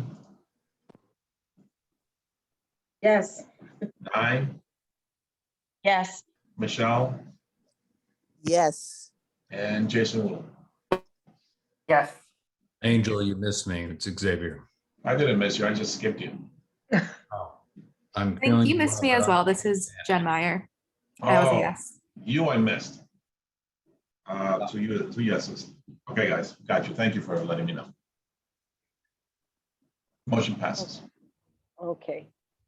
Thank you so much. With that, we're gonna move to the street activity permits. We currently have listed here several, and out of all the permits, all of them were recommended by the committee to be approved except for one. So that one I'm going to leave separate. I'm gonna go through the approvals first. The Giglio Feast of San Antonio is a street event on August 4th, 2021. They'll set up at 7 a.m. They'll break down August 9th, so it's a multi-day event. It's gonna have 3 locations. Location 1 is at Pleasant Avenue between East 114th Street and East 116th Street. Location 2 will be 114th Street between Pleasant Avenue and First Avenue. Location 3 will be East 115th Street between Pleasant Avenue and First Avenue. There will be a street closure. It will be a sidewalk and street closure. The applicant is Mitchell Hartman. The sponsor is the Giglio Society of East Harlem, Our Lady of Carmel Shine Church. The committee recommended that that application be approved. The next application that the committee recommended to be approved was number 7 on the agenda, the tag sale, number 564379. It's a street event. It's scheduled for June 12, 2021, setting up at 8, breaking down at 5 at East 109th Street between 2nd and 3rd Avenue. It's a full street closure. The applicant was Liz Butler. The sponsor is the Talented and Gifted School for Young Scholars Parent Teacher Association. The committee recommended that that application be approved. Number 8 is the Back to School Health Fair Festival, number 557110. It's a single block festival going to be scheduled for October 3rd, 2021, with a setup at 8 a.m. and a breakdown at 8 p.m. It's on 116th Street between 2nd and 3rd Avenues. It's a full street closure. Martina Garcia is the applicant, and the sponsor is the Hispanic Community Organization for Life. The committee recommended that that application be approved. Now we're moving to farmers markets. Number 9 is the Mount Sinai Wednesday Green Market, number 557269 Farmers Market. It will range from June 16, 2021, set up at 6 a.m. and break down November 24th, 2021 at 6 p.m. It will be located at Madison Avenue between East 98th Street and East 99th Street. It's a sidewalk and curb lane closure. The applicant is Kathy Chamber, and the sponsor is the Council on the Environment, Inc., doing business as Grow NYC. The committee recommends that that application be approved. Number 10, PS 57 Farm Stand, number 559242, the Farmers Market. It's slated to be from July 7, 2021, with a setup at 7 a.m. and a breakdown on November 24, 2021, 5 p.m. It's location at East 115th Street between 3rd and Lexington Avenues. It will be a sidewalk and curb lane closure. Kathy Chambers is the applicant. The Council of the Environment, Inc., doing business as Grow NYC, is the sponsor. The committee recommended that application be approved. Number 11, HHFM Metropolitan Market number 557431 Farmers Market. June 18, 2021 is the initial date. The setup at 7 a.m. The breakdown at November 19, 2021 at 6 p.m. Location is 2nd Avenue between East 97th Street and East 98th Street. It's a street closure that includes a sidewalk and curb lane closure. That's the closure, the sidewalk and the curb lane. Applicant is Maritza Owens. The sponsor is the Harvest Home Farmers Market, Inc.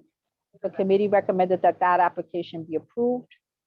Number 12 is HHFM East Harlem Market number 557432. It's a farmers market scheduled for July 8, 2021, with a setup at 7 a.m. and a breakdown on November 18, 2021 at 5 p.m. The location is at East 104th Street between 2nd Avenue and 3rd Avenue. It's a full street closure. Maritza Owens is the applicant for the Harvest Home Farmers Market, Inc.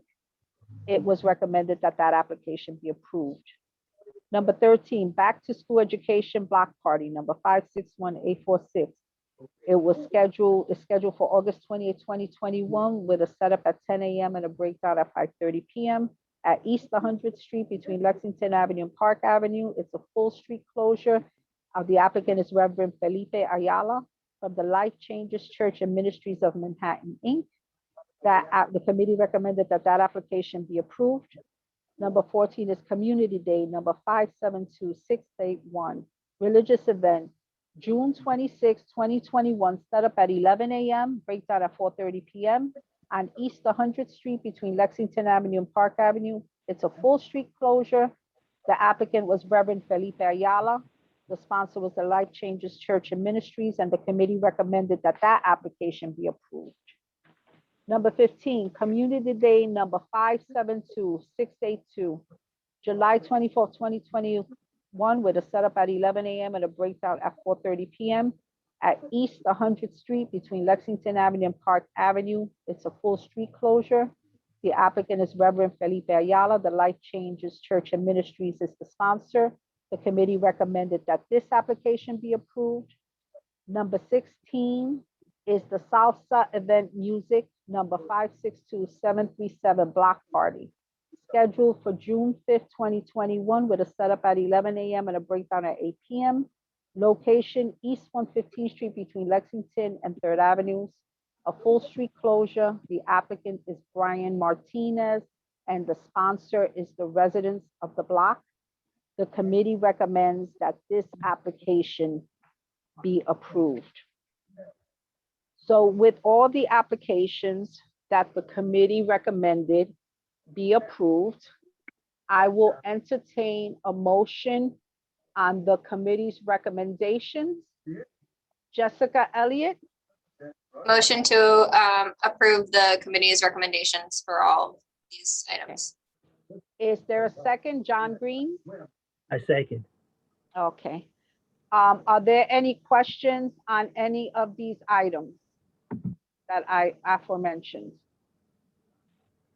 I see no hands raised with questions. So Angel, will you call the roll call vote on all the items that I mentioned? Sure. So just to be clear, this is to approve the committee's recommendation for all the items that approval. were approved? Only Yes. approved. Okay. Right. Should I, okay, as a matter of clarification, can I also mention the denial in here and get a motion for that and then do, but those would be two separate motions. That would be two separate motions. Okay, so let's just do the approval and then we'll do the denial. Okay. Jose?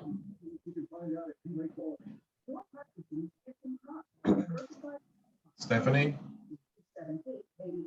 Yes. Sure. Eva? Yes. Diane, Yes. Carlos, Yes. Angela, Yes. Jessica Elliott, Yes. Elsie, Yes.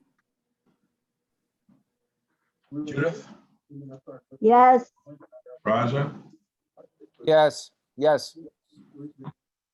Cindy, Yes. David, Yes. John, Aye. Robert, Yes. Ivy, Yes.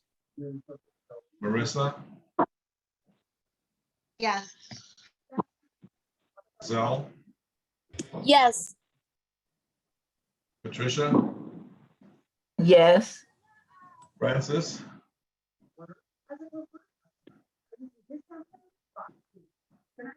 Francis,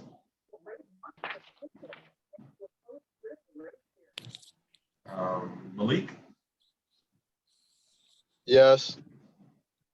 Jennifer Meyer, Yes. Nelson Arama, Yes.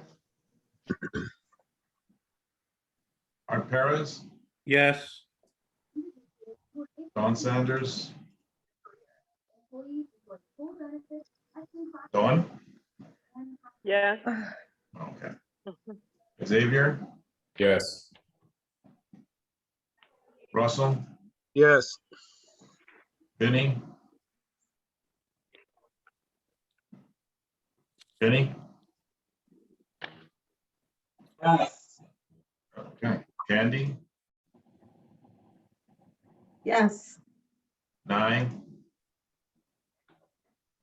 Yes. Michelle, Yes. and Jason Wu. Yes. Sorry. Hey, Angel, I don't think you called me. I probably missed the first attendance coming from another space. But I'm here, Isaac, and I vote yes. The motion passes. Thank you so much, Angel. So now I'm going to go back to item number 6. I did not want to group it and risk confusing anyone. So number 6 from the licenses and permits is a spring gala number 568246. It's a street event scheduled for June 9, 2021, set up at 7 a.m., breakdown at 11:59 p.m. at 5th Avenue, East 103rd and 104th. It was a sidewalk and street closure with the Jacqueline Zierman being the applicant for the Museum of the City of New York. Community Board Committee CB11 licenses and permits recommended that this application be denied. Judith, would you like Why? to just briefly explain why, and then we'll take a motion on it?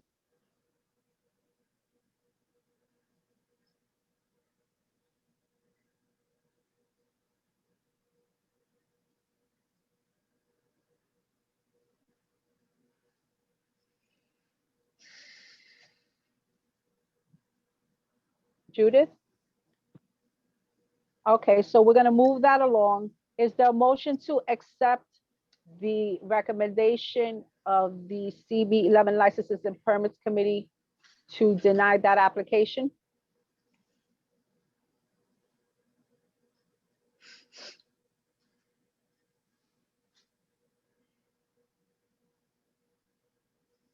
Judith, are you trying to speak?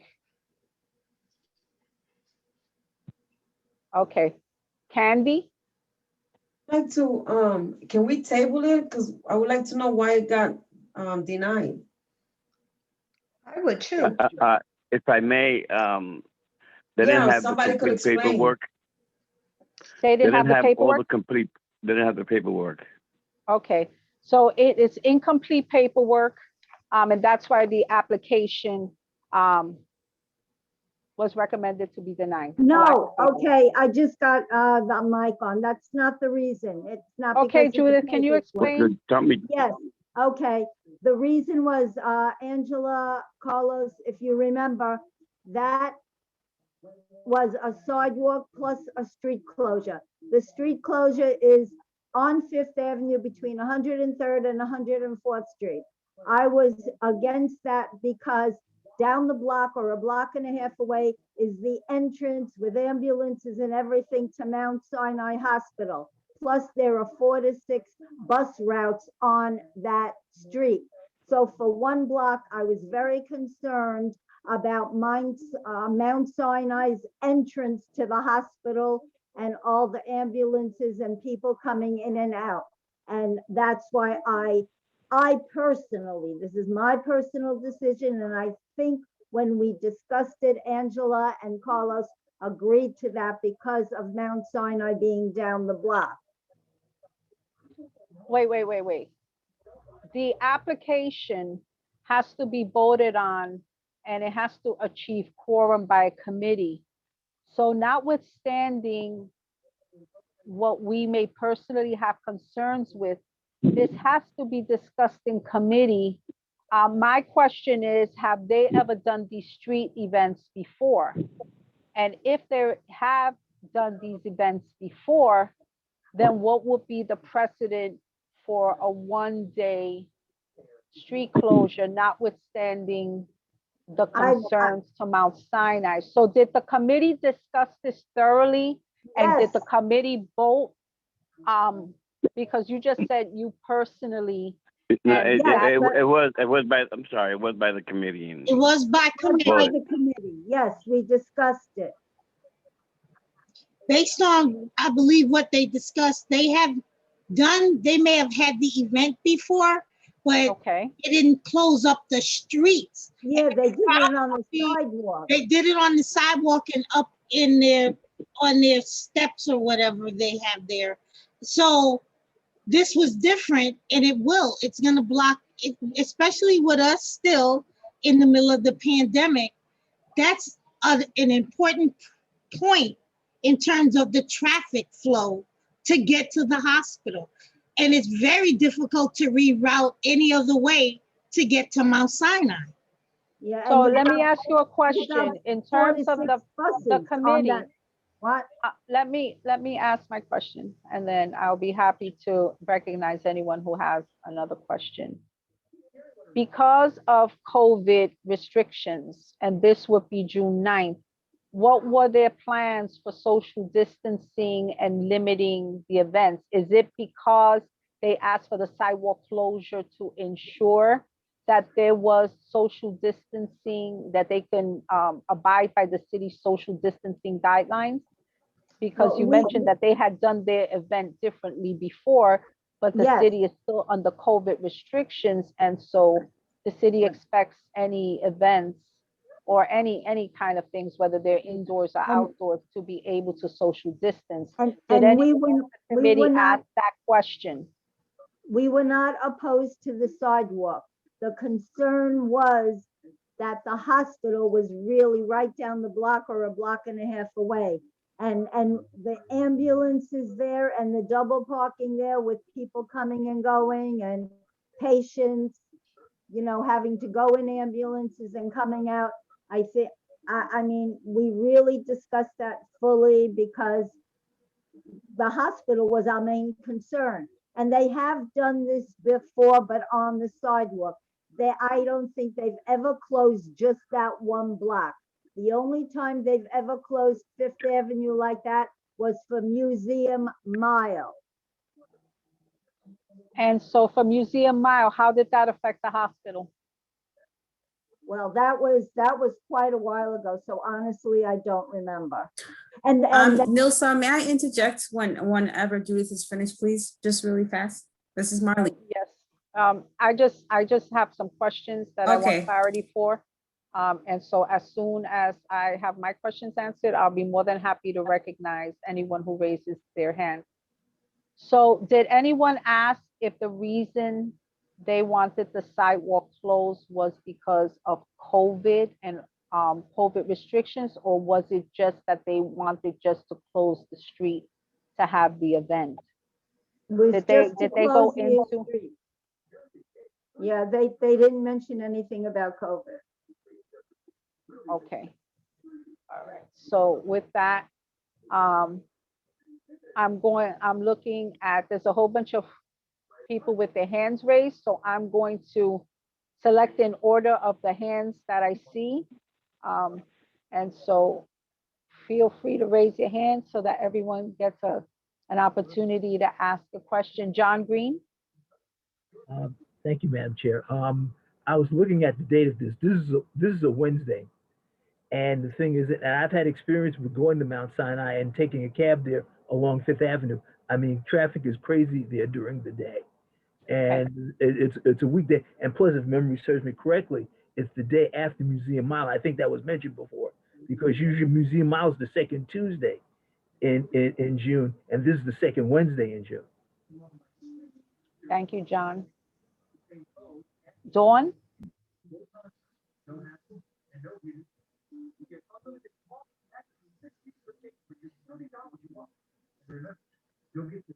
Dawn, you have your hand raised? Yes, I'm so sorry. I have to use a second device because my my sound Oh, is no. Do you want me to come back but- to you? No, I'm ready. I'm sorry. Oh, sure, Dawn. No, no, So I that's okay. I didn't want you to feel rushed. Go ahead, Dawn. Okay. So I noticed that the day before from 6 to 9 is Museum Mile. So the streets will be closed the previous day from 6 p.m. to 9 p.m.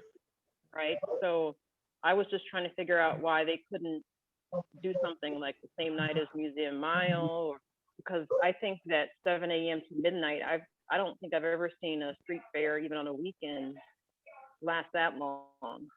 So I find that a little confusing.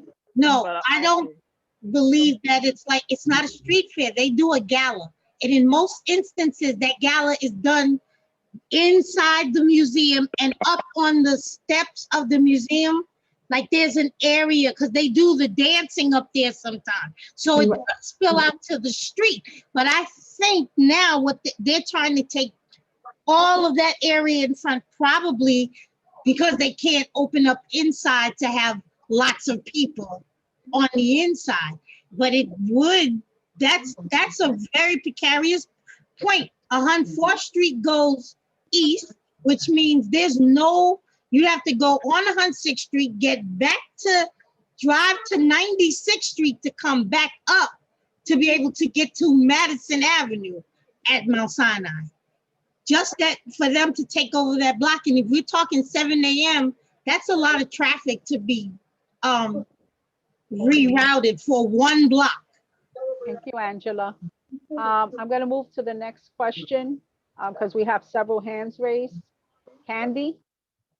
My question is, did they also speak with the representative in Mount Sinai regarding this plan and how, they're in agreement? Because I mean, if that's gonna affect the entrance, and the ambulance and everything like that. That's right. I don't think they were there. Angela, Carlos, were they there? No, they wasn't. They were not there for us to even ask the question. Okay, thank you. Marlene? Hi, thank you. Okay, so licenses and permits, their guidelines state that if an applicant does not submit any of the required documents, that the application is automatically denied. So they did not submit any of their documents. So a lot of the questions that everyone has on this call, which are legitimate questions, the committee can't answer it. And they never showed up. Okay, so then, yeah. So then Marlene, finish your comment, and then I'm going to table this discussion. We'll just accept the committee's recommendation, or I'll entertain a motion. Because if this is incomplete, then it doesn't make sense for it to have even been on the agenda. If that makes sense, right? Because it's incomplete. That's all I wanted to say was just. Thank you, Marlene. Yes, thanks. Okay, so because this application is incomplete and it's a motion to deny, I'll do a roll call vote. But if it was incomplete, in my opinion, it shouldn't have even been here. So Angel, is there a motion to accept the committee's recommendation as a matter of record? Motion. Jose has his hand up. Okay, Jose, second by, is anybody else seconding this? Okay, John Green. You're seconding the motion? Okay, Yes, ma'am. all right. If there's no discussion, Angel, can you call a roll call vote on this item? Sure. Jose, Yes. Stephanie, I'm so sorry, but are we motioning this to send it back to committee or are we no, motioning it's just to approve the committee's recommendation to deny. of the denial? Okay, yes. Eva, Yes. Diane, Yes. Carlos, Yes. Angela, Yes. Jessica Elliott, Yes. Elsie, Yes. Judith, Yes, Raja, Yes. Sandy, Yes. David, Yes. Yes. not there yet. John Green, Aye. Robert Harvey. Sorry about that, Angel. Yes. Was that a preemptive? It was, yes. All right. Half a demerit. Ivy Hume, Yes. Marissa Mack, Yes. Giselle, Yes. Patricia, Yes. Francis,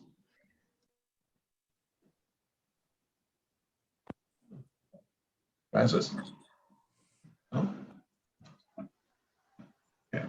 Malik, Yes. Jennifer Meyer, Yes. Nelsa, Yes, Art Perez, Yes. Don, Yes. Xavier, Yes. Isaac, Yes. Russell, Yes. Vinny,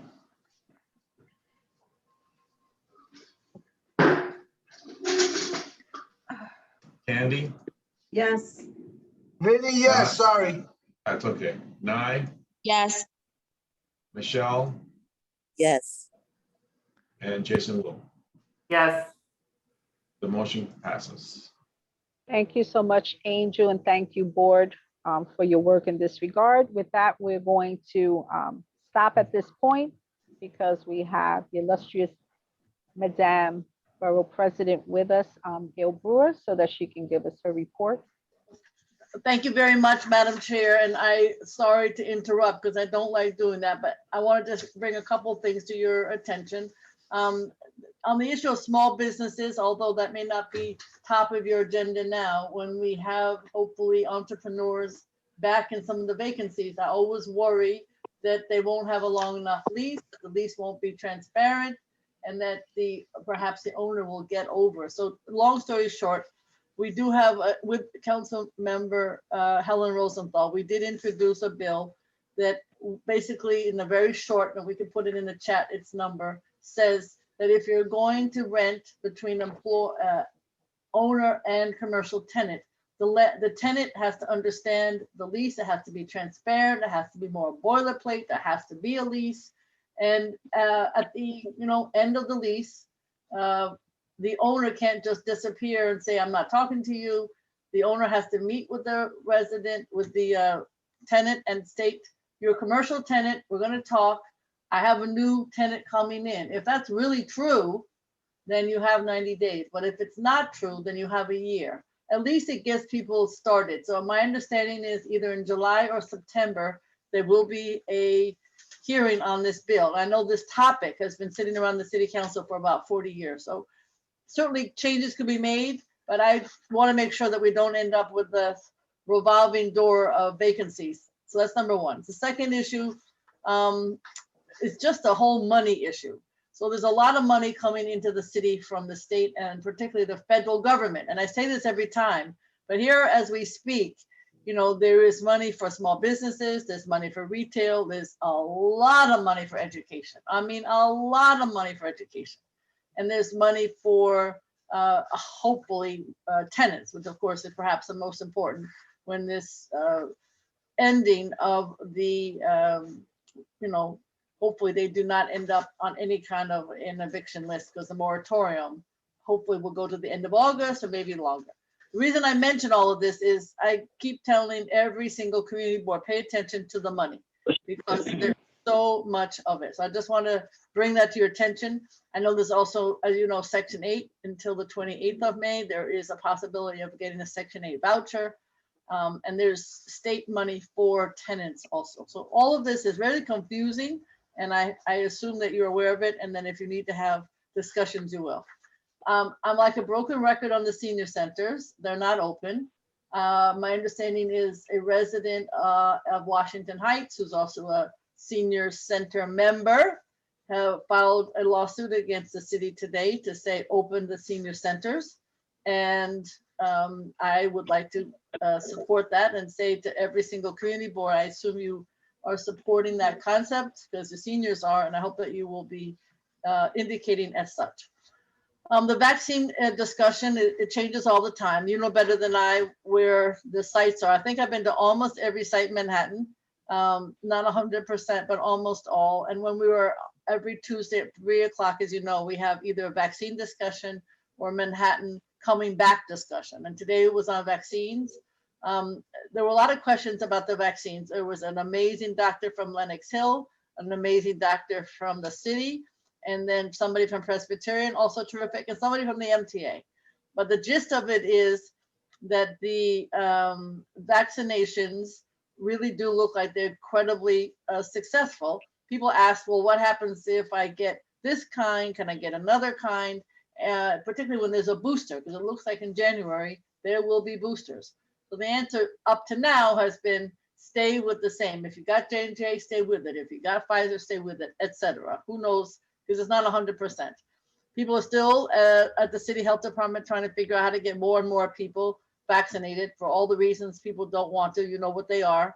I'm big on incentives because that's what I saw. Lines at Grand Central and Penn Station because they get a 7-day Metro card.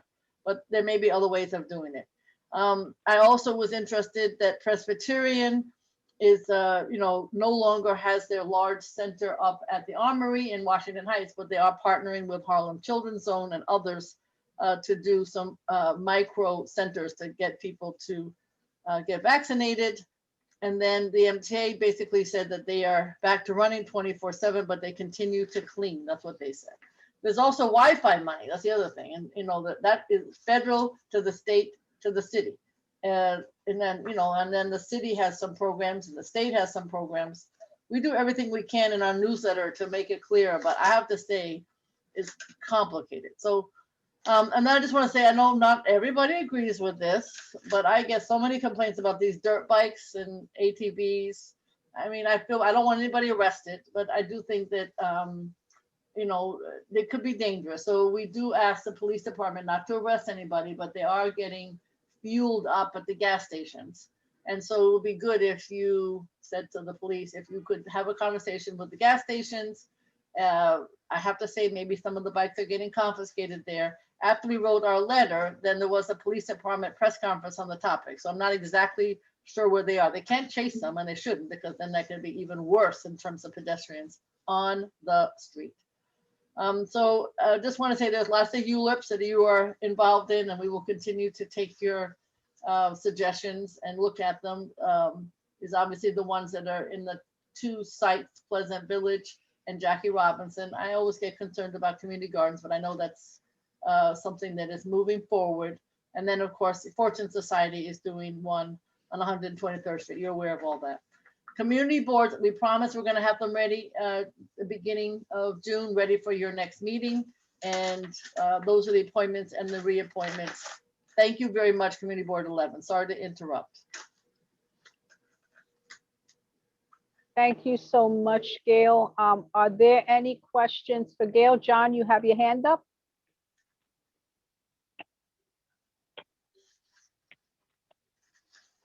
No, I do not. I'm sorry, Madam Chair. Okay. Angela, you have your hand up? Yes, I do. So in regards to the broadband. Yes. When I went to pay my cable bill, they offered it to me. They told me about the program and that I could apply through the cable company to get this discount because this money was out there. So the part that I want to make sure everybody is aware of is that when you go through the process, and I went through it and I'm reading, what it says in the end, that after the program is no longer in existence, anyone that gets it through like Spectrum, because that is who my provider is, will automatically be enrolled to get a bill from them in the future. They will become a member and have to pay that bill themselves. So that might need to be, like, somebody needs to put it somewhere, make sure that people understand that it won't be free forever, and that once the governmental funds run out, they will then be responsible to continue the service. They will automatically be enrolled. Thanks, Angela. We will follow up because it's even more complicated. There's different programs that are less expensive, and then there's just money that's from the feds that is coming through the state. It's so complicated, but thank you. We will follow up and get some information out. Thank you. Candy, you have your hand up? Yes, thank you. Thanks, and Dale, my question is, I'm working with a small landlord owner, and I just wanted to know, is there anything that is helping with any type of incentives to help out the small? I'm not talking about the deep pocket home I know. landlords, but the small ones that have at least 15 units and less. And they don't have any commercial tenants, right? They just have residential. They do. They do have, yeah. Okay. All right. Let's talk offline. The answer is I think there's some state money to answer your question. Okay, thank you. Let's talk offline. Thank you, Candy. Thanks. Thank you. Oh, Sandy? Thank you so much, Madam Chair. Good evening. Yes. Well, my question is we're going to be seeing in our district, well, actually all of the city is going to be seeing an increase of businesses being developed for the incoming cannabis industry. Yes, good point.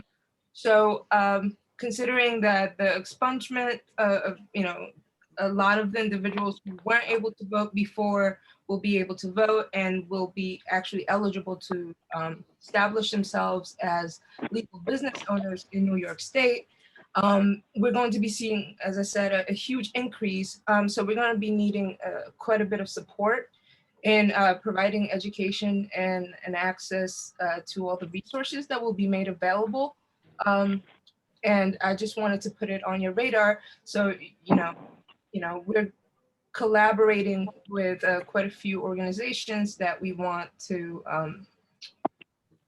we just want to make sure that people have access to all the information and funding that will be available through this incoming cannabis industry. And I wanted to know if there was a way of support from your office on those efforts. Yeah, I mean, I'm very aware of it. It was on my list of following the money because there are so many things happening money-wise right now.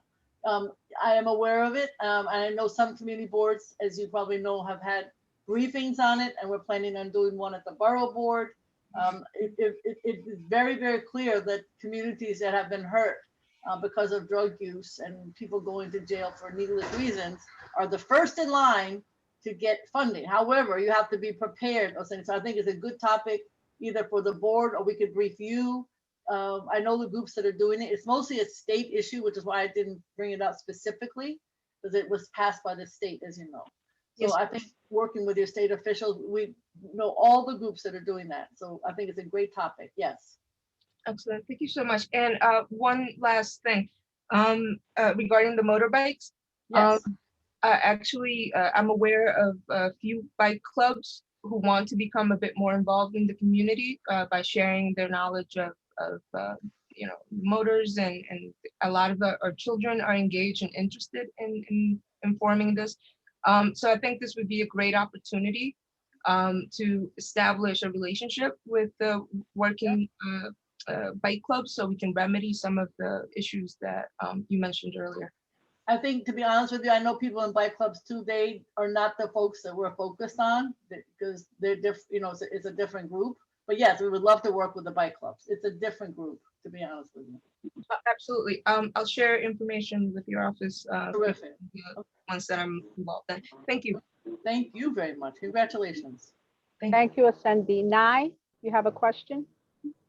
Yeah, it's a follow-up from a couple of months ago. Borough President Brewer, how are you? I'm fine. Good. I just saw today that the New York City Board of Elections seems to have approved software and was talking about the process for ranked choice voting and counting up all the votes. And so I know we talked about this a couple months ago, just wanted to get your thoughts on that because I know our community is very concerned about making sure everybody's educated and understands how to rank the vote, but also the process that it's going to take before we can have final determinations about our representation.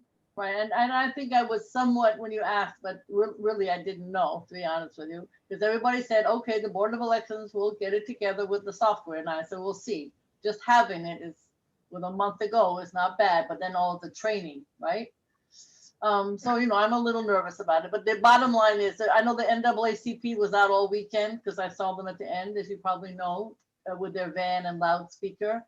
I think people are still good. People are so confused, not only about the ranked choice, but they're confused about the huge numbers of races, and they're just confused in general. So it's a double whammy, I think. That's what I hear on the street. But you know, we send out information. We haven't been, you know, doing what the NAA is doing, but I think that's the only way to get information is on the street, because all the social media, all the mailings. I know I've gotten at least 2 mailings at home. I'm sure you have too, but and you know, I don't know that it resonates, to be honest with you. Yeah, I agree with you. And especially because for us, so much of our community is offline, right? You know, they're not getting their news. I was saying this earlier in the meeting from Twitter and social media. The face-to-face is going to be most important. And also just communicating to people that we won't have a winner the day of, right? Because we saw what happened with the presidential race where everyone freaked out. We need to kind of prepare people to be patient. So thank you. Thank you. Thank you. Thank you, Madame Borough President, for coming Thank you. in and Thank you, informing Madam us. President. Take care. Bye. Thank you. Hi. Thank you. With that, our next report is from the Environment, Open Space and Parks Committee, and with our chair, Jessica Elliott. Thank you so much, Madam Chair.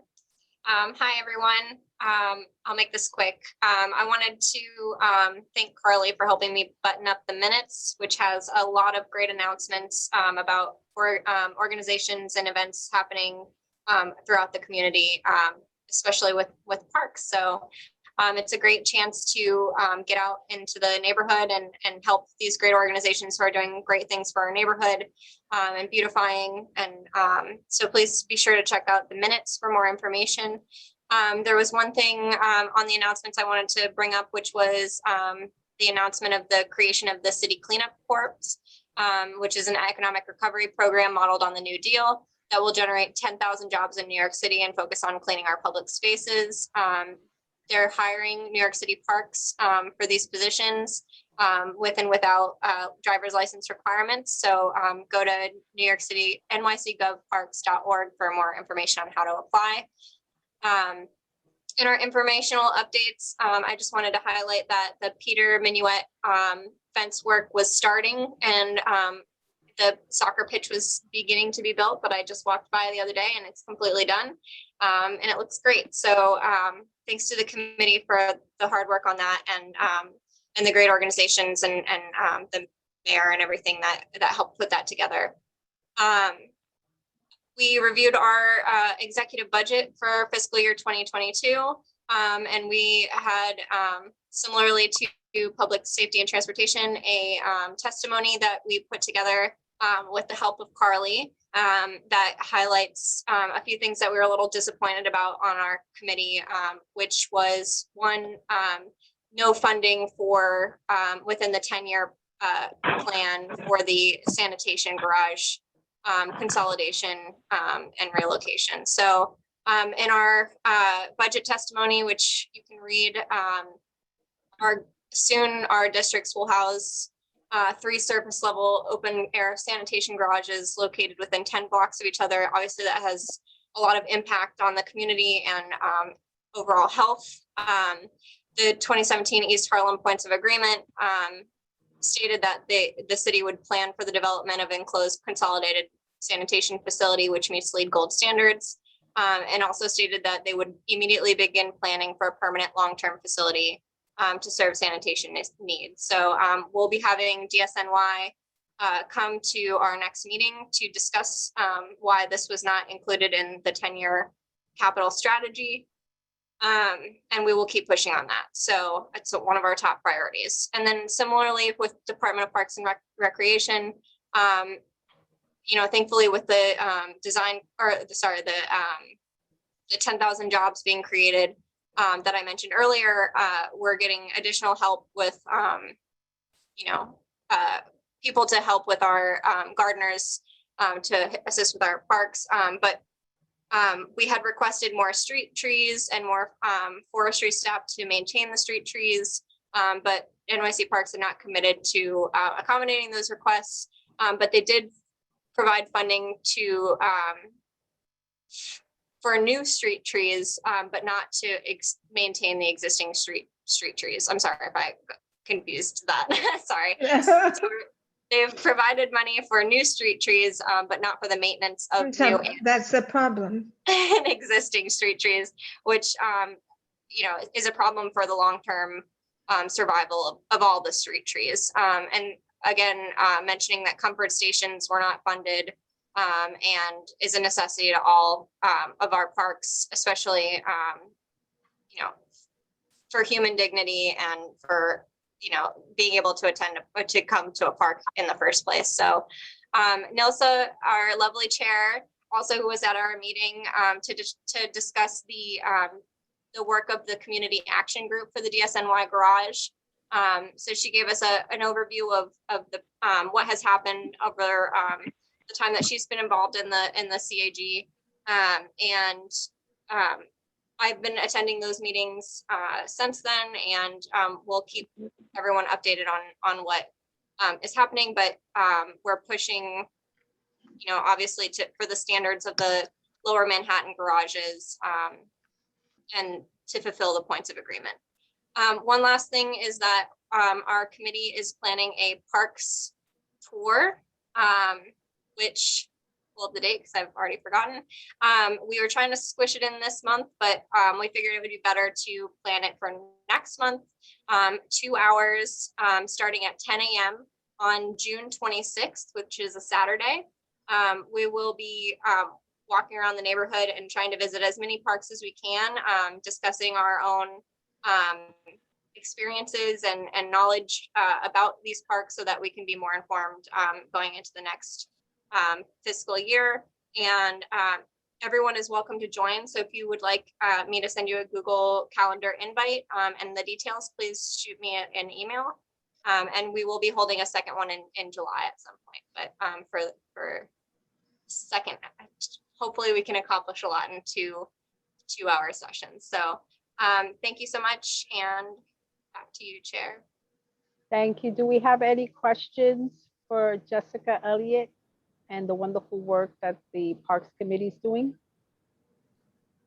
I see no hands raised. Thank you so much, Jessica. With that, we are going to move to Human Services. Chair Nye Whitaker. Nye. Just trying to get off mute here and get my video on. Excuse me for 1 second. Good evening, everyone. And thank you, Chair, for reminding us to take a moment to pause to remember those that we've lost. I appreciate that.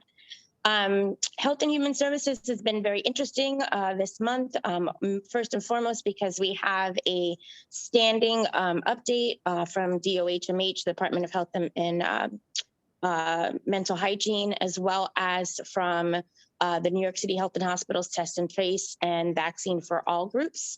And so just to piggyback on the conversation that was earlier, we definitely need to be thinking creatively about what we can all do to help share information with our neighbors, our family members, and our colleagues to increase vaccinations across East Harlem, but also to increase testing and making sure that as we reopen and people are now engaging in physical activity outside and are coming from indoors outside, that we are continuing to stay safe. And so information was shared, which I know will go out in one of the next newsletters on some of the activities that are coming up in the community whether it be pop-up sites, standing sites, days of action and others. And so I just want to encourage everyone to be on the lookout for that. The main item, I'm just going back to the slides that we need to review, is regarding the request for a letter of support for the renewal of a contract for the Schwartz Assessment Shelter, otherwise known as SAS. It is on Wards Island, and I'm sorry, but the closed captioning is making it hard to read, with the New York City Department of Homeless Services, otherwise known as DHS. There was a lively conversation, but to be completely transparent, this item was originally discussed at a previous Health and Human Services Committee meeting, was then reviewed by the Executive Committee, and at the advisement of our chair and the board, sent back to committee for further fine tuning. So we have taken in all of those comments from the community and from our leadership into consideration, re-met with the staff and leadership of the SAS site, and are now bringing back to the floor this request for a letter of support. Want to let everyone know that their proposal has already been submitted to the Department of Homeless Services in the interim, but they are still seeking this letter of support from CB11. Nelsa, is there anything else that you would like to add to that? Because I know, like I said, this did go and then came back and is now being represented. Just want to make sure we're doing it clearly. So the only thing I want to add is that I just want to thank the Human Services Committee for thoroughly vetting this matter. As you know, this came before us and there was questions, and the committee reviewed and discussed and took into account the suggestions that were made. And after their review, they recommended that we do write a letter of support regarding the renewal contract. It's a renewal for the Schwartz Assessment Shelter with the New York City Department of Homeless Services. And so I have no doubt that this was looked at thoroughly. As Nye says, there's always lively conversations regarding this topic. This community is one of the communities that we always have concerns about. But in this instance, I have no doubt that the committee, I never have a doubt, but in this instance, I know that the committee took in a lot of factors and did their due diligence and was and took in all feedback provided in coming up with their recommendations. So I want to thank the committee for their work in this regard. Thank you, Madam Chair. And just clarifying, I know it says it on the screen, but for those who may be on the phones or participating remotely, this is an assessment site. So it's a very unique site that in terms of the services that it provides. So it's not one of our standard shelters in the community. It is an assessment site by which they have 21 days to assess and then make recommendations for the next step in the process for services for those who come through their doors. Okay. So with that said, if there are no questions regarding what Nye has reported, and I'm looking now to see if there's any questions, and I see none, I will entertain a motion on this item. So just to recap what it says on the agenda, the Human Services Committee recommends that Community Board 11 write a letter of support regarding the renewal contract for the Schwartz Assessment Shelter, SAS, with the New York City Department of Homeless Services, DHS. And then it stated who the committee members were who made the recommendations, made by Robin Stration and seconded by Xavier Santiago with one extension. With that said, I'll entertain a motion on this item.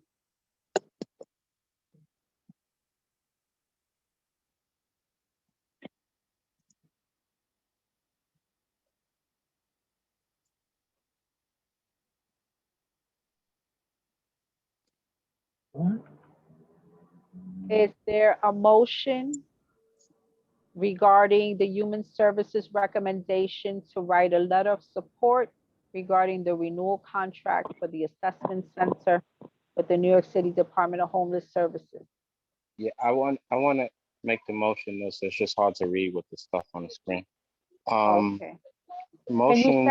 Can you say your name for the Isaac. record? This is Isaac. I'm sorry. This is Okay, Isaac. so I'm sorry. I would like, and help me with the language here. I want to put a motion to support regarding the renewal contract for the Schwartz Assessment Shelter (SAS) with the NYC Department of Homeless Services. thank you, Isaac. Is there a second, Dawn? Second. Okay, thank you so much. Is there any questions on this item before we proceed to a vote? Michelle Wilshire Clemens? I was trying to make a motion. Oh, okay, thank you. So I see no more hands. So there is a motion to support the committee's recommendation to, for the renewal contract made by Isaac Scott, seconded by Dawn Sanders. Angel, can you call a roll call vote? Yes. Jose, Thank Yes. Stephanie, Yes.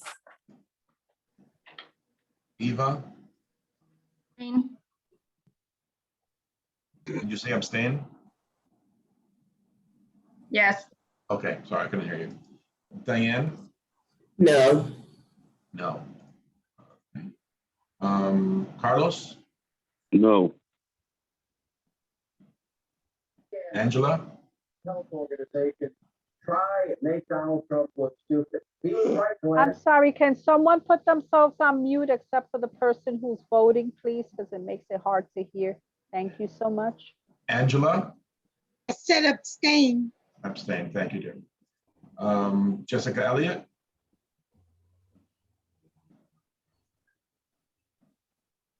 Jessica? Yes, sorry. Yes. Elsie?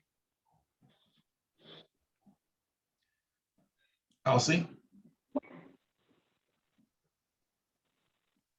Judith? No, Raja? Abstain. Osandi? Osandi? David? Yes. John? Aye. Robert? No. Ivy? Ivy Hume? Marissa? No. Marissa? Hey, this is Ivy. No. Sorry. Can you hear Yes. me? Okay, so I'm gonna get Ivy and then Marissa. Yes, I can hear you. What was your vote? Ivy, yes. Ivy, yes, and Marissa? No. No. Okay, thanks. Giselle? Yes. Pat? No. No.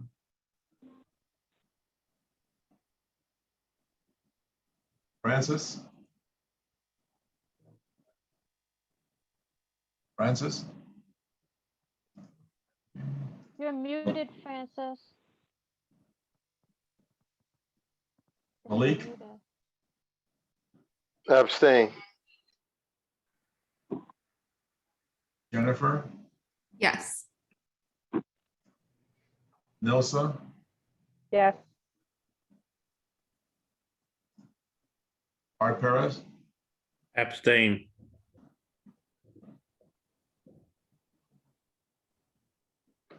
Dawn? Yes. Xavier? Yes. Isaac? Yes. Russell? Yes. Vinny? No. Candy? Same. Nye? You're on mute now. Yeah. Michelle, Yes. Jason Wu, Yes.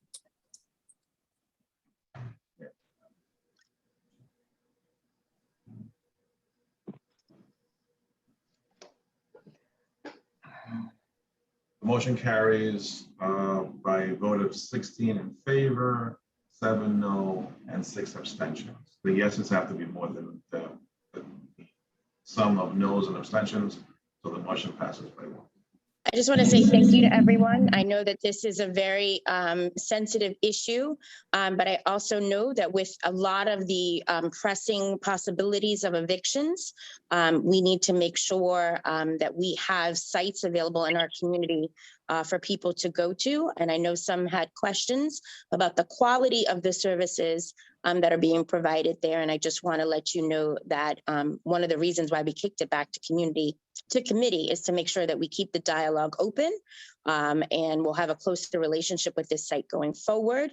And so I look forward to them coming back and presenting to us about the concerns that we shared and their strategies for improving them. So I thank you all who voted in support, and look forward to working with you all to improve services for those who are housing insecure in our community. Thank you, Chair. Thank you so much, Nye. With that, we are going to move to the next committee, Youth and Education. Oh, Nelsa, I'm sorry. Before we move forward, I had my hand raised. Oh, I'm sorry. Go ahead. Nye, I just wanted to say thank you for at least providing that extra bit of information in regards that conversations will be had and that there will be transparency more so as you are moving forward. I'm not sure, what the no or the abstentions were, but I think that having more conversations and ensuring that the means of dialogue and more talks will be had is important, is an important part of this. And so it's good to know that that will continue to happen, as we open our arms and continue to, just foster in everything for the community. So thank you for adding that note. Okay, there's Thank you, one my more sister. hand. There's one more hand raised, and so I'm gonna allow a comment, as long as it's not a long comment, so that we can move forward. Jason? Thank you. I You're just want to welcome. say that we should fight for funding to transition people who are housing insecure, who are facing homelessness, so that the shelters are not the permanent status quo, but that we're actually providing people with permanent, safe, affordable housing. And so we have to just remember the problem is inequality. It's not the shelters. It's not the people who are experiencing housing insecurity. It's inequality. So we have to fight for funding for our community. Thank you. I just want to say thank you, Jason. As a lot of people say in our spaces, right? Poverty is a policy decision. And so we need to start changing hearts and minds and allocate the dollars accordingly. Thank you. Okay, thank you all. With that, thank you, Nye, for your reporting and your committee, and thank you all who have shared very germane comments. With that, I'm going to now move to Youth and Education. David Giordano is the chair of that committee. David? So, hello, everybody, but I must also echo and thank you for the great work that you're doing now with that particular issue. Students in transitional living is detrimental to the youth's development, and we've learned that through COVID, that they don't even have bandwidth in many of these shelters and cannot support kids in their work. So all of you that just mentioned the things, I think we do have to have deeper conversations. Again, this does affect the Youth and Education Committee because homelessness affects kids and detrimentally.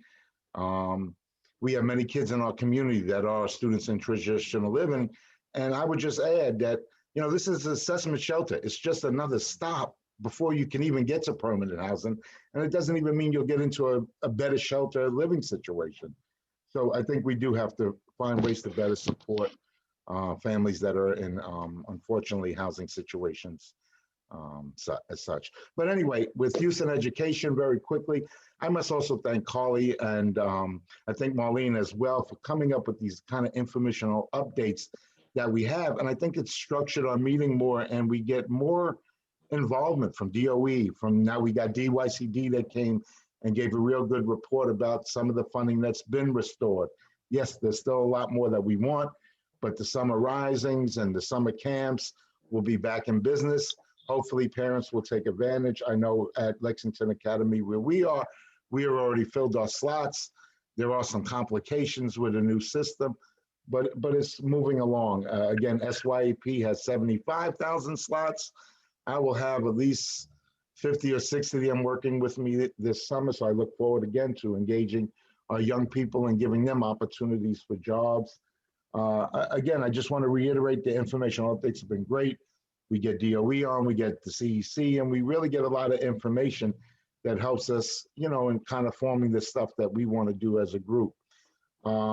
We also had Marcus Johnson from the MAP program come and present, and that was at a Wagner. And again, we made the connection. Wagner on Friday of that same week, last week, was having a resource fair, and Community Board 11 stepped up. So I want to thank all those members that also came out and shared and taking the hour. We knew that we had the downtime, so I want to thank the office for also putting together all the swag that we had. It went within an hour and a half. But again, I think I left Nye with 1 or 2 bags when she finally came and relieved me. So it's really good again, and that's one of our goals in the committee is to be more present in the community. So we're looking forward to doing more connections and being out in the presence. I would say, you know, everything else is pretty much for informational updates. One thing I do want to really kind of talk about was that during the summer, I really want to work with expanding our youth involvement and giving them a real platform on the community board and developing a youth task force. There are some young people that did apply for the board. I'm hoping that they can get on and help lead us and really looking at some of the main issues that we're struggling with from a youth perspective and not just from an adult perspective. So I don't want to limit that. We're going to have a discussion about that in our next committee meeting. But I also want to, you know, reach out to other members who may not be part of the youth and education that may want to support youth being involved and really taking a step forward to become young leaders in the community. And I guess that's kind of it where we're at for this month. Anything else? Thank you so much, David. Are there any questions?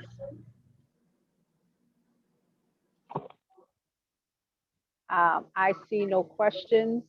I will make a comment, David. Many years ago, there have been a thought of the youth becoming part of Community Board 11 even before it had been open to 16-year-olds to come and to apply. A lot of work went in by one of our younger members to do that. There are ways, even if they don't apply, for them to be part of the youth and education conversation. So I look forward to hearing from the committee and others on this board that may assist what the ideas are for engagement. Well, you know, so that's really a good point because as Xavier mentioned earlier, as with marching forward with the youth symposium, the idea was really to engage youth in the process, give them a platform, let them facilitate the groups, and not it just be led by adults. So again, we are really trying to create that opportunity for youth to lead and just take it step by step. I'm not looking for a whole big 20 group to get in there, but you know, nice group of 6, 7, 8 youth that will come together and represent East Harlem and begin to advise us older people on how, what's best for them. So thank you, Nelson. Thank you. Thank you, David. Okay. I see no questions for David, so I'm going to thank him for his report, and we are going to move on to Land Use, Landmarks, and Planning. Ms. Elsie Encarnacion. Thank you, Chair. Good evening, everyone. So yes, our minutes are for informational purposes. I did want to mention that our last meeting, we held a public hearing for the Elevate Transit Text Amendment. That is going to be voted on in June, in our June meeting. So just to kind of echo what Angel presented in the beginning of the meeting. There are a lot of text amendments coming from the Department of City Planning our way, a lot of which will be affecting our community in different ways. With Elevate Transit, George James, our consultant at the community board, put together a memo, and it's about 8 pages, but it does come with, you know, the George James perfect wording on how to kind of break down those heavy text amendments that are often very long and difficult to understand. And so he put together a nice memo. So I encourage all the community board members to read the memo. There are some depictions of what, I don't want to say worst case scenario, but what is allowable with the incentives that the developers will be getting in terms of height for some of these developments. And so it's important to take a look at that now. And if you have any questions or concerns, please forward that to either myself or to Angel so that we can take that into account for our meeting in June, where we will be voting on the Elevate Transit text amendment. And then we also have a bunch of other text amendments which Angel outlined in the beginning of the meeting. So please take a look at current projects, look under those text amendments. And also in July, we will be voting on the Las Raíces project. And so, you know, take a look at that. If you have, again, any questions, concerns, it is in the ULURP. We had a pre-ULURP presentation for it, but now it has been certified and it's going through the process. So we wanna make sure we get everyone's comments or questions on those projects prior to the vote. So I think that is all I have for now. Thank you, Madam Chair. Are there any questions for Chair Encarnacion? All right, Elsie, you got off light. No questions for you. With that, we're gonna move to district needs and budget. Jason Villanueva is ill tonight. I'm not sure if someone from the committee, Xavier, if you would like to give a brief report, or if not, then I will move it to the Economic Development and Culture. Xavier? I'll keep it very brief with the committee. We covered issues within the other committees and the overlap, and making sure that people are signing up to either give testimony during the hearings and or submit testimony in writing on behalf of our board positions. There was also some discussion about updating a resolution with the defund NYPD movement, and that was tabled for continued research and verification. A guest was brought to the committee, and questions were raised for clarification on whether it was going to be a holistic response and how they're reappropriating funds. And that was clarified that it was really just focused on that one agency versus the city agencies and how everything would interplay. So we are going to be turned loose, and individuals that so care to do so will be doing research over the summer. And we will continue working with our fellow committees to redetermine what they would like to see in the next year's cycle. So that's the summary. Thank you. Thank you, Xavier. Are there any questions for Xavier? I don't see any. Thank you, Xavier, for that report. We will now move along to the Economic Development and Culture Committee. Marissa Mack is the chair of that committee, and she will give us background information on the committee's work, and also will introduce an item that the committee voted on. Marissa? Thank you, Nelsa. Thank you so much. So just to give you guys a brief update, before we get into our action item, we had our resident guest, Uptown Grand Central and Union Settlement present. As Ostenti mentioned earlier in the call, Uptown Grand Central is continuing to do their update of the painting around 125th Street. A lot of that has started, but I also know that their program will continue in June, and they're looking to have everything done by the end of June. So they presented on that, which was great. They continue to do cleaning in the area. as well as open streets. And I believe there will be a few more streets that will be opening up, obviously later on in the summer. But they will continue that program and partnerships with other organizations within the community. Union Settlement is working on several initiatives, one of which is planting, I believe it's along 116th Street, just to beautify the neighborhood and to add some color and greenery to some of the plants that were previously planted there that are now dying. They're also working on a rat initiative to get rid of some of the rodents that are in target areas of the community. I am speaking with public safety as that's something that has been brought up this year, and how we kind of deal with that. So hoping to have some cross collaboration between economic development and public safety and Union Settlement on dealing with the rat situation, which is really, really needed to be examined at this time. We had Marina Ortiz present. She will actually be back next month. And she was presenting on the Marion Sims statue. So the statue will be replaced, and she wanted to get a letter of support for that initiative to move forward. We actually asked that she come back next month just with a little bit more detail as to the artist that will be replacing the statue and what the replacement is going to look like. So she will come back to EchoDev next month to provide some more context around that. And then we can move forward with that initiative. We also had Curtis Archer from Harlem CDC present on some of the grants that are offered through Harlem CDC and some of the programs that they have for MWBE and entrepreneurs at this time, which can be located on their website. And we heard from Dimitri Gatanas from Urban Garden Center and the La Marqueta Vendor Association, which is different from the Friends of La Marqueta. And that's a note to myself because I think I cross-referenced them a few times in the meeting. But they did bring up the fact that there may be construction coming forth under the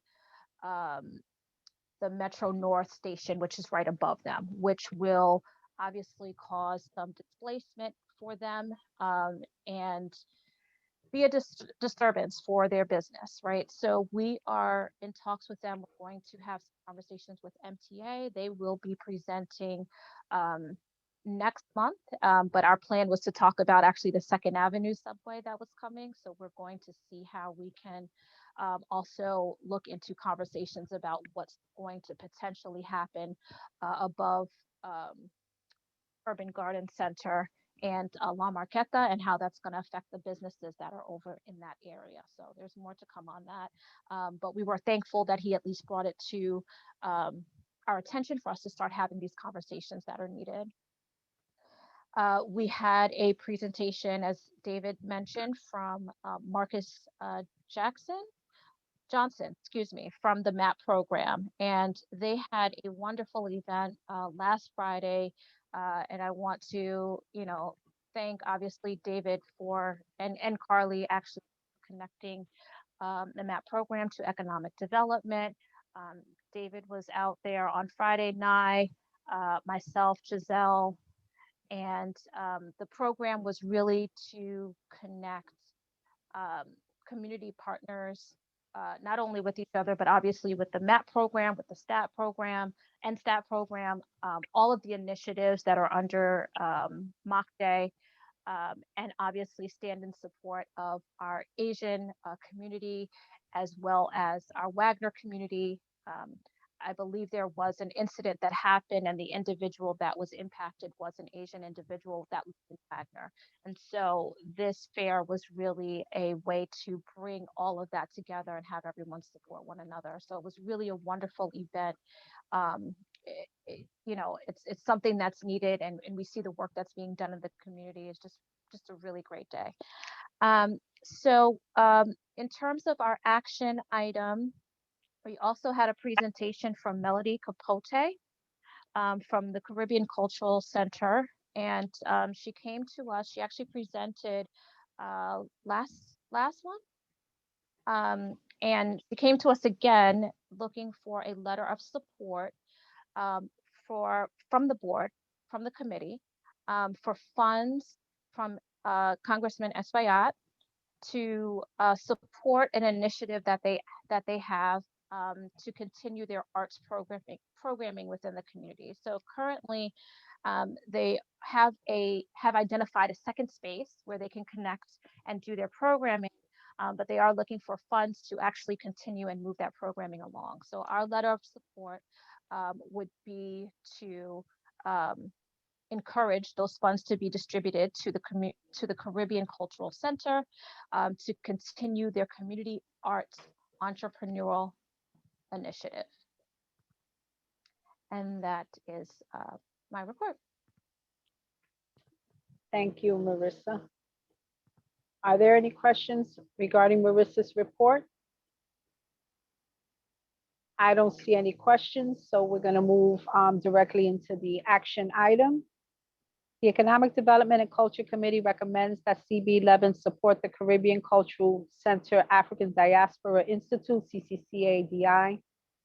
Its request for federal funds from Congressman Adriano Espaillat to support the Community Artist Entrepreneurial Initiative.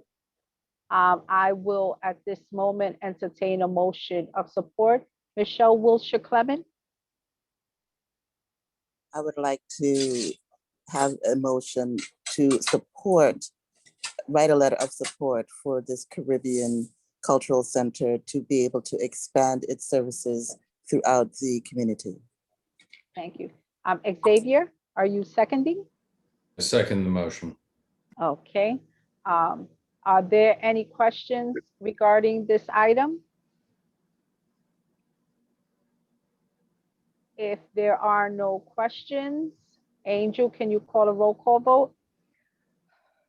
Jose, Yes. Stephanie, Yes. Eva, Yes. Diane, Yes. Carlos, Yes. Angela,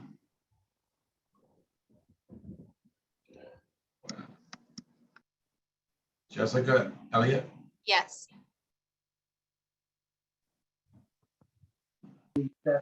Elsie, Yes. Judith, Yes. Raja, Yes. Osendi,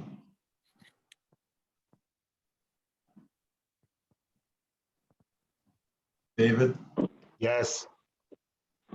John, Aye. Robert, Yes. Ivy, Yes. Marissa, Yes. Giselle, Yes. Patricia, Yes. Francis, Yes. there we go. Malik, Yes. Jennifer, Yes. Nosa, Yes. Art Perez, Yes. Dawn, Yes. Xavier, Yes. Isaac, Yes. Russell, Yes.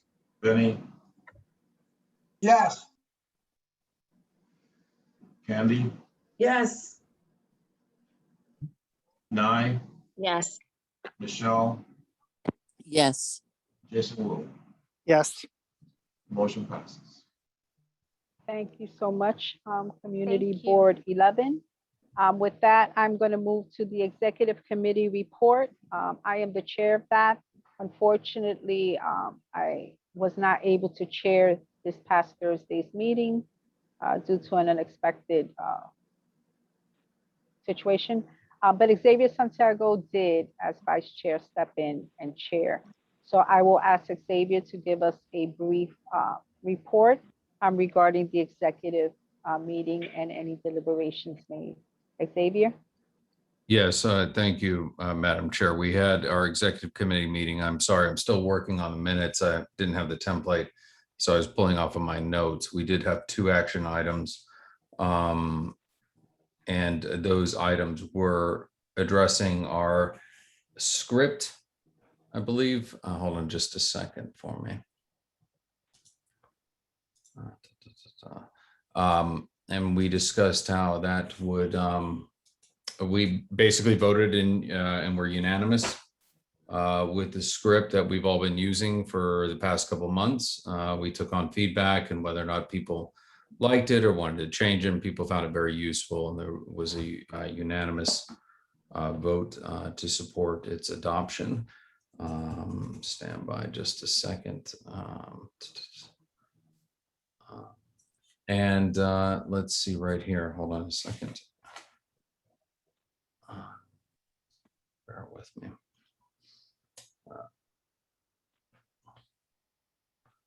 If you could hold on just a second, my browser crashed, which had the agenda there. In any event, so that was the main thing we discussed, along with our bylaws that were taken on, and the executive committee voted, but that is not something we are going to vote on here and now. That will be in July, which is part of the reason why we have our July meeting, and that was to adapt and adjust our bylaws for online voting. And let me just turn on my camera. Part of the problem we've had is that we don't know whether or not we're going to come back live or be hybrid, and that is, we've had other community boards within Manhattan and throughout the city who have had their elections in the virtual world. We have adopted, and we had Adele Bartlett from the legal and the borough president's office, and she clearly stated that if Cuomo rescinds the executive order, any motions that we may, or when we adopt in July to conduct our elections virtually, if Cuomo says the executive order is no longer in effect, this position that we will take in July and vote on will be moot. In other words, we will have to have in-person elections. So when we have all that information disseminated, that is, please approach the executive committee. We can have an in-depth conversation about it, but it's pretty simple on how it will be conducted. So that was the bulk of our executive committee meeting. And I will have the script, which we've all seen and heard numerous times, with our minutes for next month. Thank you. Thank you, Xavier. And so as the chair of the board, the scripts, I want to thank Angel for coming up with the scripts. They're a way to keep the meetings working more efficiently, and they help grow the role of the chair, and in addition, helps to fine tune the way meetings are run. So, I want to thank Angel for his hard work on the scripts. In terms of the temporary amendment to the bylaws, I just want to make it understood that this is a temporary, once voted on and if adopted, a temporary amendment to the way we do business. As Xavier explained, this is all dependent on what the state orders. If Governor Cuomo says we all have to start meeting in person and rescinds his executive order completely, then we have to go back to doing business. This is not a way to negotiate how we do elections permanently. That is not the purpose of this amendment. The purpose of this amendment is to ensure that we have a fluid election virtually if needed to be done. I want to thank Angel. He's been working tirelessly on trying to find the best way for us to cast our ballots in the most succinct, easy way that gives us efficient results. I hope that this board took the time to answer the sample ballot that he sent everyone, so that you can get a sense of what that could be when we vote in November for our elections. If you haven't done so, I want to remind you that you are part of this board, and every action that you take helps to fine-tune the work of the board. If our district manager sends something to you and asks for feedback, please take a moment to do that. It didn't take a minute to do, it didn't take an hour to do. It took hours of work and of discussion to figure out how best to present something for potential adoption.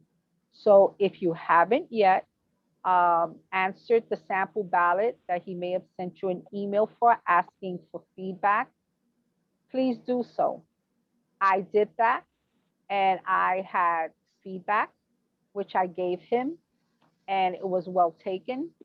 And I am fully aware that each one of you who can do that may have feedback as well that can be successful. Our November elections, you will be electing the chair, the vice chair, and other positions, and you need to make sure that you do it in such a way that there's no questions as to the results. So I wanted to make that announcement. I also wanted to, from the bully pulpit as the chair,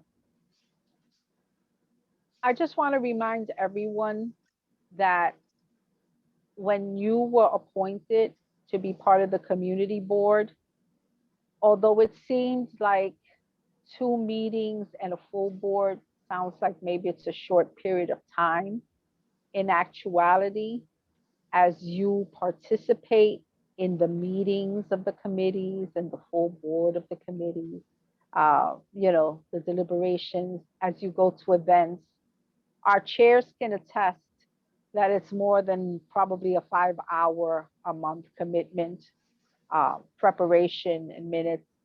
It takes a lot of time. It also takes a lot of time to make sure that you inform yourself about things that are important to this community. As mentioned by Elsie, as mentioned by Angel, we have a lot of text amendments and ULURPs are coming up, actions that we have to weigh in as informed as possible. So please, during the worst of the pandemic, we had the ability to log into Zoom meetings. Every committee does important work, but the action items that we really have to weigh in on is our land use committee in most cases, because those are ULURP actions in some cases and amendments in others. So if you haven't done so, please plan, if you can, to log into the land use meeting coming up in June. Please read any minutes that have been put out. Please go on the website and educate yourself on what's coming on in June and July, so that you can, when you vote, make an informed decision.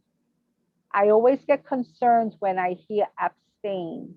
Abstain in these kind of instances mean that you don't have enough information. I don't want that to be the reason why people abstain from the votes that are coming in July.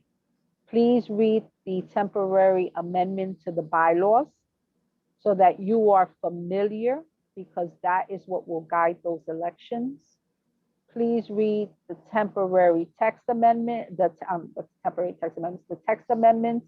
Please read George James' memo.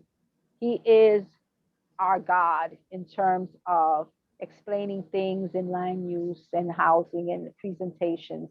If you have not read George's recommendations on a myriad of items, you are missing out a lot. He's a very smart man and has been stolen from us for a lot of projects from other community boards because they know the great work he does here. So again, I urge you, I know it's a lot of work and I know it can be a lot of reading, but please inform yourself for the upcoming votes, because you need to make sure that you have as much information as possible, and you will have time to ask questions now if you put in the prep work. With that, I'm going to move into new business. Madam Chair, Carlos here. Yes, I have a Carlos? question. Yes. Yeah, the RTK sent you a letter of support for a grant from the Congressman and it was supposed to go to the executive committee. I don't know that it ever went there. We haven't heard anything as of yet. Nobody thought that came I to was- do a presentation. Did anyone come to do a presentation? Because for all letters of support, someone from the organization needs to come do a presentation. I know that I answered via email that we can put Arch Care on our agendas for human services and or for full board. And I don't remember a response. So I'll task you with going back to Arch so- Care and asking if a presentation was ever done. Xavier, you have your hand up? So Madam Chair, we received an email and it looks like from Mary Beth Ryan, Uh-huh. Right. who said she wanted to withdraw the request for a letter of support. Okay. Because that's I why didn't there hear was no anything. meeting. Okay, great, because I didn't hear anything other than me responding. And I will reiterate this now that this matter came up to all committees. Letters of support from the community board, in my opinion, are like gold, right? We have long existing organizations such as Arch Care who do good work in the community. Then we have new organizations that might be new that we're not too familiar with that come and ask for a letter of support. In the past, letters of support followed a process, but because of different standings in the community, letters of support were given with a short time frame. What ends up happening with that is that sometimes the community board doesn't have a lot of time to deliberate. To make sure that it's an even playing field, all organizations need to request a letter of support at least 30 days from the time that they need one. And a presentation is requested from the letter of support. I can't tell you how many emails I get from organizations asking me, can I personally issue them a letter of support as chair? And I personally write them back and say, the committee vets the letters of support. You must present. We can give you a letter, a presentation form so that you can fill it out. You can forward it to the committee liaison and the chair. And we will be happy to have you on the agenda so that you can discuss the need of the letter of support. The committee can ask questions. It can come to the full board. The full board can then deliberate and make an informed decision, such as tonight when we voted on the letter for the assessment center. So it's important that as committees, we remember that there has to be enough time to give due diligence for any letters of support. Arch Care did request a letter of support from me. I did say that they needed to go to committee. I did tell them that they, if there was any questions. Thank you, Xavier, for clarifying that they did withdraw the letter of support, Carlos, and that's why they did not come before the committee.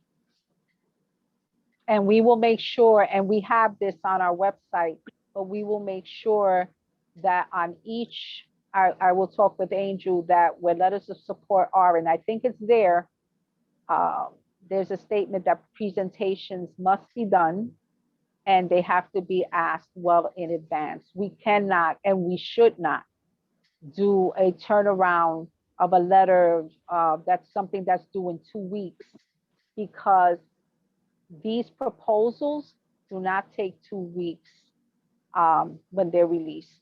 Usually proposals are released at least 30 to 60 days in advance. And we do not want the community board to rubber stamp without making sure that we have all the information. Very good. Okay. So if there are, is there any questions on what I'm saying? David, you have your hand up?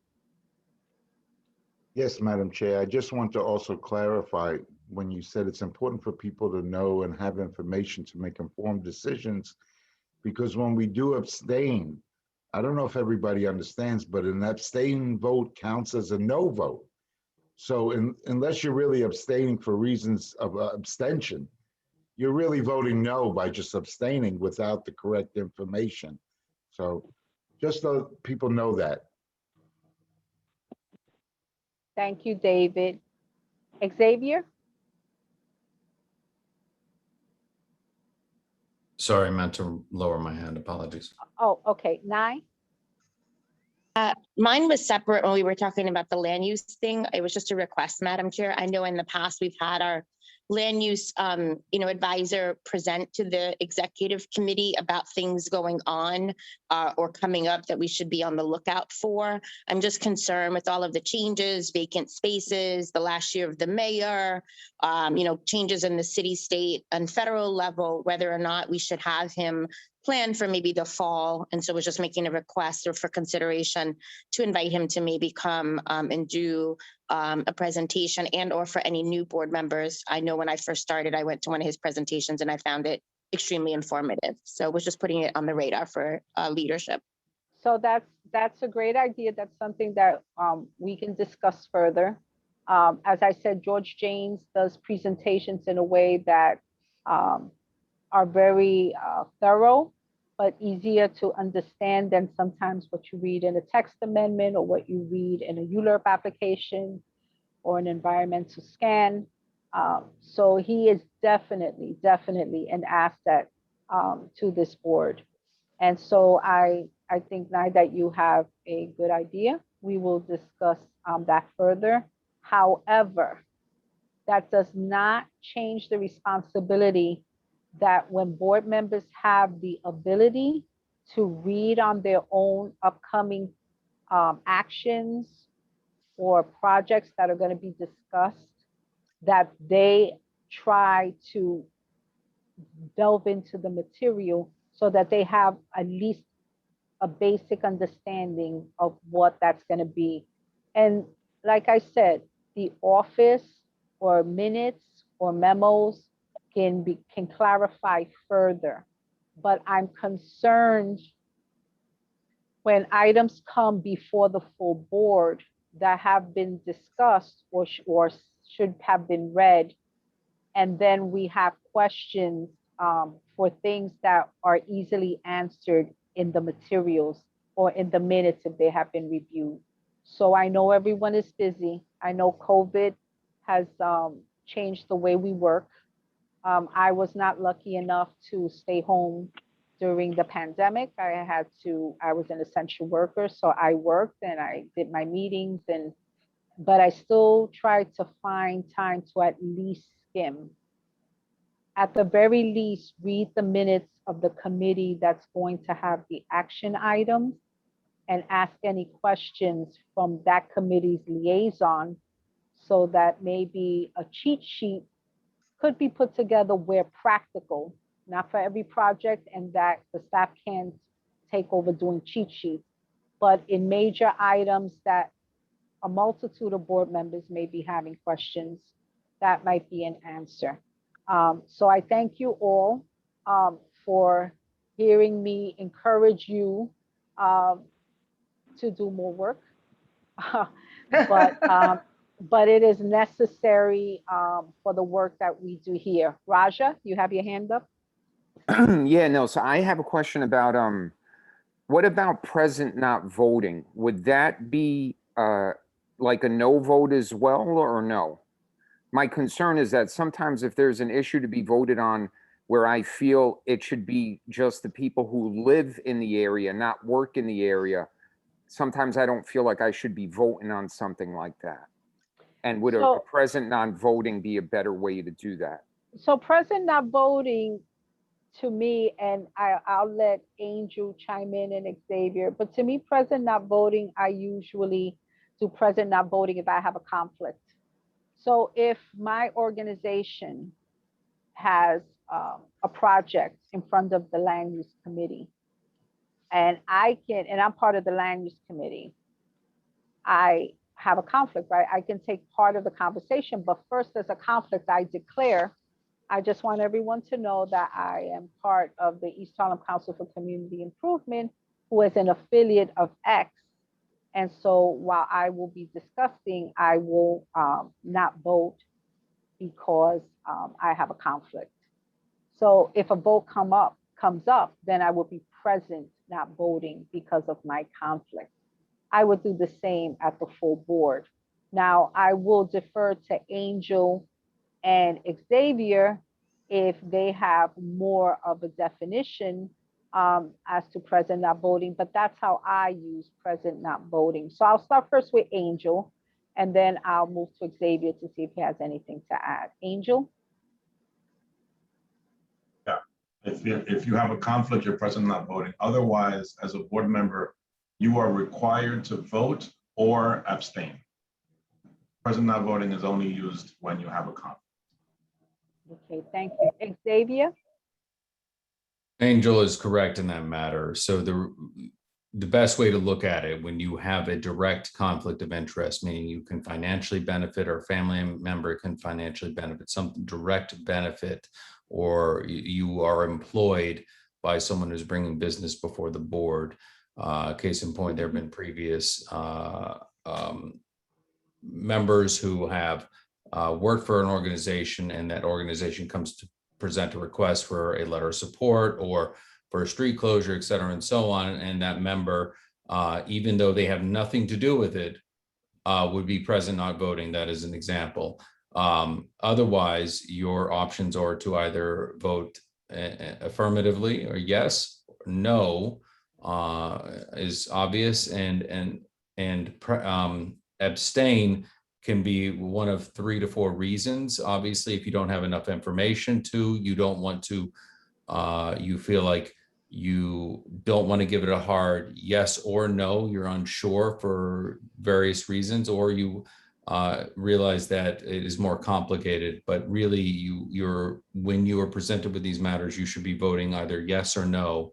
Abstain is the fallback when you are unsure of the matter. And oftentimes it behooves a member to ask the question of whether or not it would be in the best interest on how they should vote. But typically most matters are very clear in that regard. So because you do, whether you live here or not, Raja, and just directing this clearly, if for example, Mount Sinai had a business matter coming before the board, that would be an example where you would need to seek clarification. And we would refer you where you can confidentially speak with the Conflicts of Interest Board, and you could raise your question. They can advise you. However, and regardless of whether you live here or not, you've been appointed by the borough president to act in your duty as a board member, and you are allowed to vote yes, no, or abstain in those instances. Thank you. So in your instance, Raja, if you felt that it wasn't from your area and you felt strongly and you felt that you really should not vote, then in that vote, I would abstain. If it's Mount Sinai, who has business before the board, then you can, depending on what the matter is, to be safe, I would declare that I am the chief of thoracic surgery at Mount Sinai, and therefore I will factor into the discussions, but I will not take part in the vote as present not voting. And that would, in the instance where you do not contact the Conflict of Interest Board, let's say you are doing your due diligence by declaring that you feel you may have a conflict. And if you don't have a conflict, you would more than likely be told by your liaison, or we would check. But present not voting would make sense in those instances wherever you have a conflict. So Xavier is absolutely correct. Abstaining means generally there's 4 things, but I always put it that you don't have enough information. And I will tell you that the committees try to give as much information as possible within their minutes. The liaisons try to get as much information depending on any matters before the board. The liaisons and the office staff try to get presenters to come in to clarify matters before the board. If a board consistently abstains, then that is an earmark of a board not always doing the deep dive they need to do on certain subjects. So I urge you, we have a lot of text amendments coming up, and we have La Raíces project coming up. If you are not familiar with the La Raíces project, go on the land use page, look at the projects under development for this community, familiarize yourself. If you have questions, send them to Angel, send them to Elsie.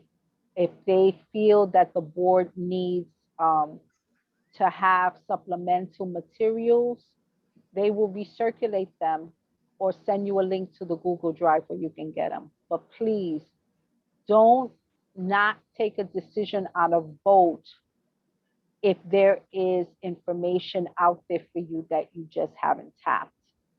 That's a disservice to this community if you don't try to make yourself as educated as possible on something that you are voting on. I know we're all busy, but like I said, we can do no less for our community. With that, I'm going to move, well, I sort of moved into new business, which is what I wanted to say. Is there any, does any member of this board have any new business that they would like to bring up?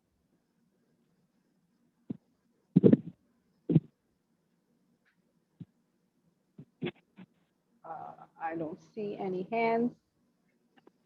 So with that, I'm going to move to old business. If you have any old business, please state, raise your hand and state it. Candy? Actually, I really wanted to do an announcement, so I'll wait for the announcement part and I'll make it quick afterwards. Okay, well, okay, so so you'll make a quick announcement in the announcement section. So, okay, so we'll Yes. do that after the roll call vote. Thank you, Candy. Thank you. And so with that, we are gonna move. Nye to has her the- hand up. Who? Sorry, mine is just Okay, like Nye? Mandy's. I have an announcement, Madam Chair. I can wait. Okay, so what we're gonna do now is we're gonna do the roll call vote. And then from there, we will do announcements. Angel?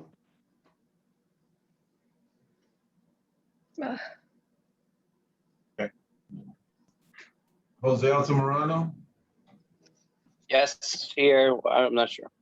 it's present. Okay. Stephanie Arroyo, Still here. Eva Chan, Here. Diane Collier, Here. Carlos Diaz, Here. Angela Donadell, I'm here. Jessica Elliott, Present. Elsie Encarnacion, Present. Judith, Present. Raja, Present. Osendi,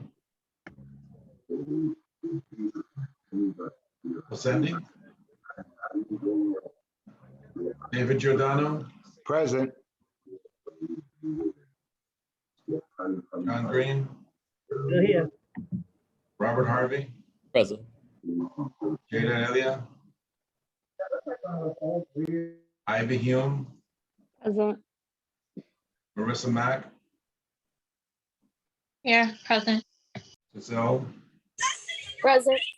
Patricia, Present. Francis, Present. Malik, Present. Jennifer, Present.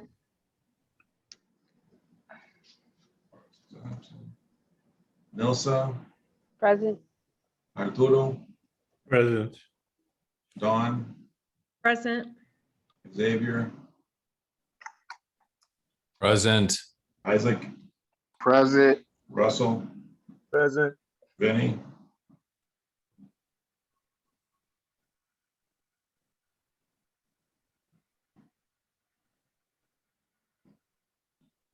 Candy, Candy. Nye, Present. Michelle, Present. and Jason Wu. Present. Yeah, quorum. Thank you. So I'm moving to the announcements section quickly. The next full board meeting is scheduled for Tuesday, June 15 at 6:30 PM. Please make sure, as I have mentioned several times, please become familiar with the agenda as it's given and any materials that we will have to review and potentially vote on at that meeting. I will now move to Candy, who had an announcement. Candy? Hi, thank you. So I'll make it quick. Robert forgot to mention that our office, we've collaborated together, so like that on the 28th, since it's a deadline for the Section 8, for people to file to do the Section 8 application. So we're gonna be doing it as a pop-up, outside of our office space, so like that we can let them inform the people in the community and those that are passing by that may not be aware of it, about the Section 8 opportunity. And then the second thing is that tomorrow we have in food distribution where we partnered up with Positive Workforce and UA3 community that they're distributing food for us. So, you know, anyone that you know that may need some food boxes, we'll be giving some food out. And it's gonna be also at the Cuevita Garden. Okay, so that'll be at 115th Street, Park in Madison. And that'll be tomorrow. The food is tomorrow. Friday is the Section 8 pop-up. Okay, Candy, tomorrow at what time? That should be around 12:30 to 12:45. It depends on the delivery. Okay, and then it's gonna last for like an hour or Till two? the food is given out. Till food finishes. Mhm. Okay, And then thank you. I'm sorry, and then the Section 8 will be from 12 to 4. 12 to 4 on May 28th. Right. All right, thank you for your work and 116 Block Association's work in this regard. Nye? I just wanted to remind everyone, I'm a volunteer with NYC Votes, that the last day to register to vote for the June 22nd Democratic primary and or for the independent and or Republican primaries is May 28th, which is this weekend. I know it's Memorial Day weekend, so I wanted to get it on everyone's radar. Early voting starts on June 12th and goes to June 20th. And the last day to request an absentee or mail-in ballot is June 15th. I also just want to encourage everyone to please double check your voter registration and your poll site. My early voting poll site has changed from Jackie Robinson to the Met Museum on 82nd and 5th. And had I not gone online and checked it this morning, I wouldn't have known that. So especially for our seniors and those who may be concerned about traveling or being outdoors in the middle of the pandemic, I just want to encourage everyone to please check with your local Board of Elections and make sure you know where your poll site is, both for early voting and for June 22nd, the final day of Election Day, and or to make sure that you request your mail-in ballot early. We know that the mail is still a little slow given the pandemic. And I want to make sure that everyone in our community's vote counts as we build back after this global pandemic. So thank you. Thank you, Nye. Angela? Yeah, I just wanted to ask because I missed, where's the food distribution tomorrow, Candy? It's gonna be at 115th Street between Park and Madison. Okay. So, you'll see, because we're gonna distribute some by the garden, such as is more of an open space rather than by our office space since it's smaller. So at least by the garden is, you know, is enough for social distancing. Thank you. And You're then welcome. how do you look up where your site is? Because Jackie Robinson was mine. So if it's not yours, maybe it's not mine. So I need to figure out how to do that. So there's a great website that you can go to, which is for the Board of Elections, www.vote.nyc. And there is just a box that you can click on that says find my poll site. And so I would just recommend that everyone double checks with the Board of Elections. You can also call 1-866-VOTE-NYC, 1-866-VOTE-NYC, which equates to 1-866-868-3692. I just want to recommend, again, if you're planning to vote in person, whether by voting early or voting on election day, that you double check your poll sites because they may not be the same as the November election that you might have participated in. And I want to make sure that everybody makes a plan to vote. And also, just while I have you, as was mentioned earlier, there will be ranked choice voting for the first time. So you can pick up to 5 candidates in every race except for the Manhattan DA race. But please double check, my brothers and sisters and neighbors, because it may be something different and you may have to travel much further than you normally do. Thank you, Nye. I'm going to check if there's any last announcements. No, I don't see any. So if there are no objections, we're going to adjourn the meeting. And seeing no further business, the meeting is adjourned at 10:10 p.m. Thank you so much, everyone, for your attendance to this meeting. And I look forward to seeing the work you do in committee.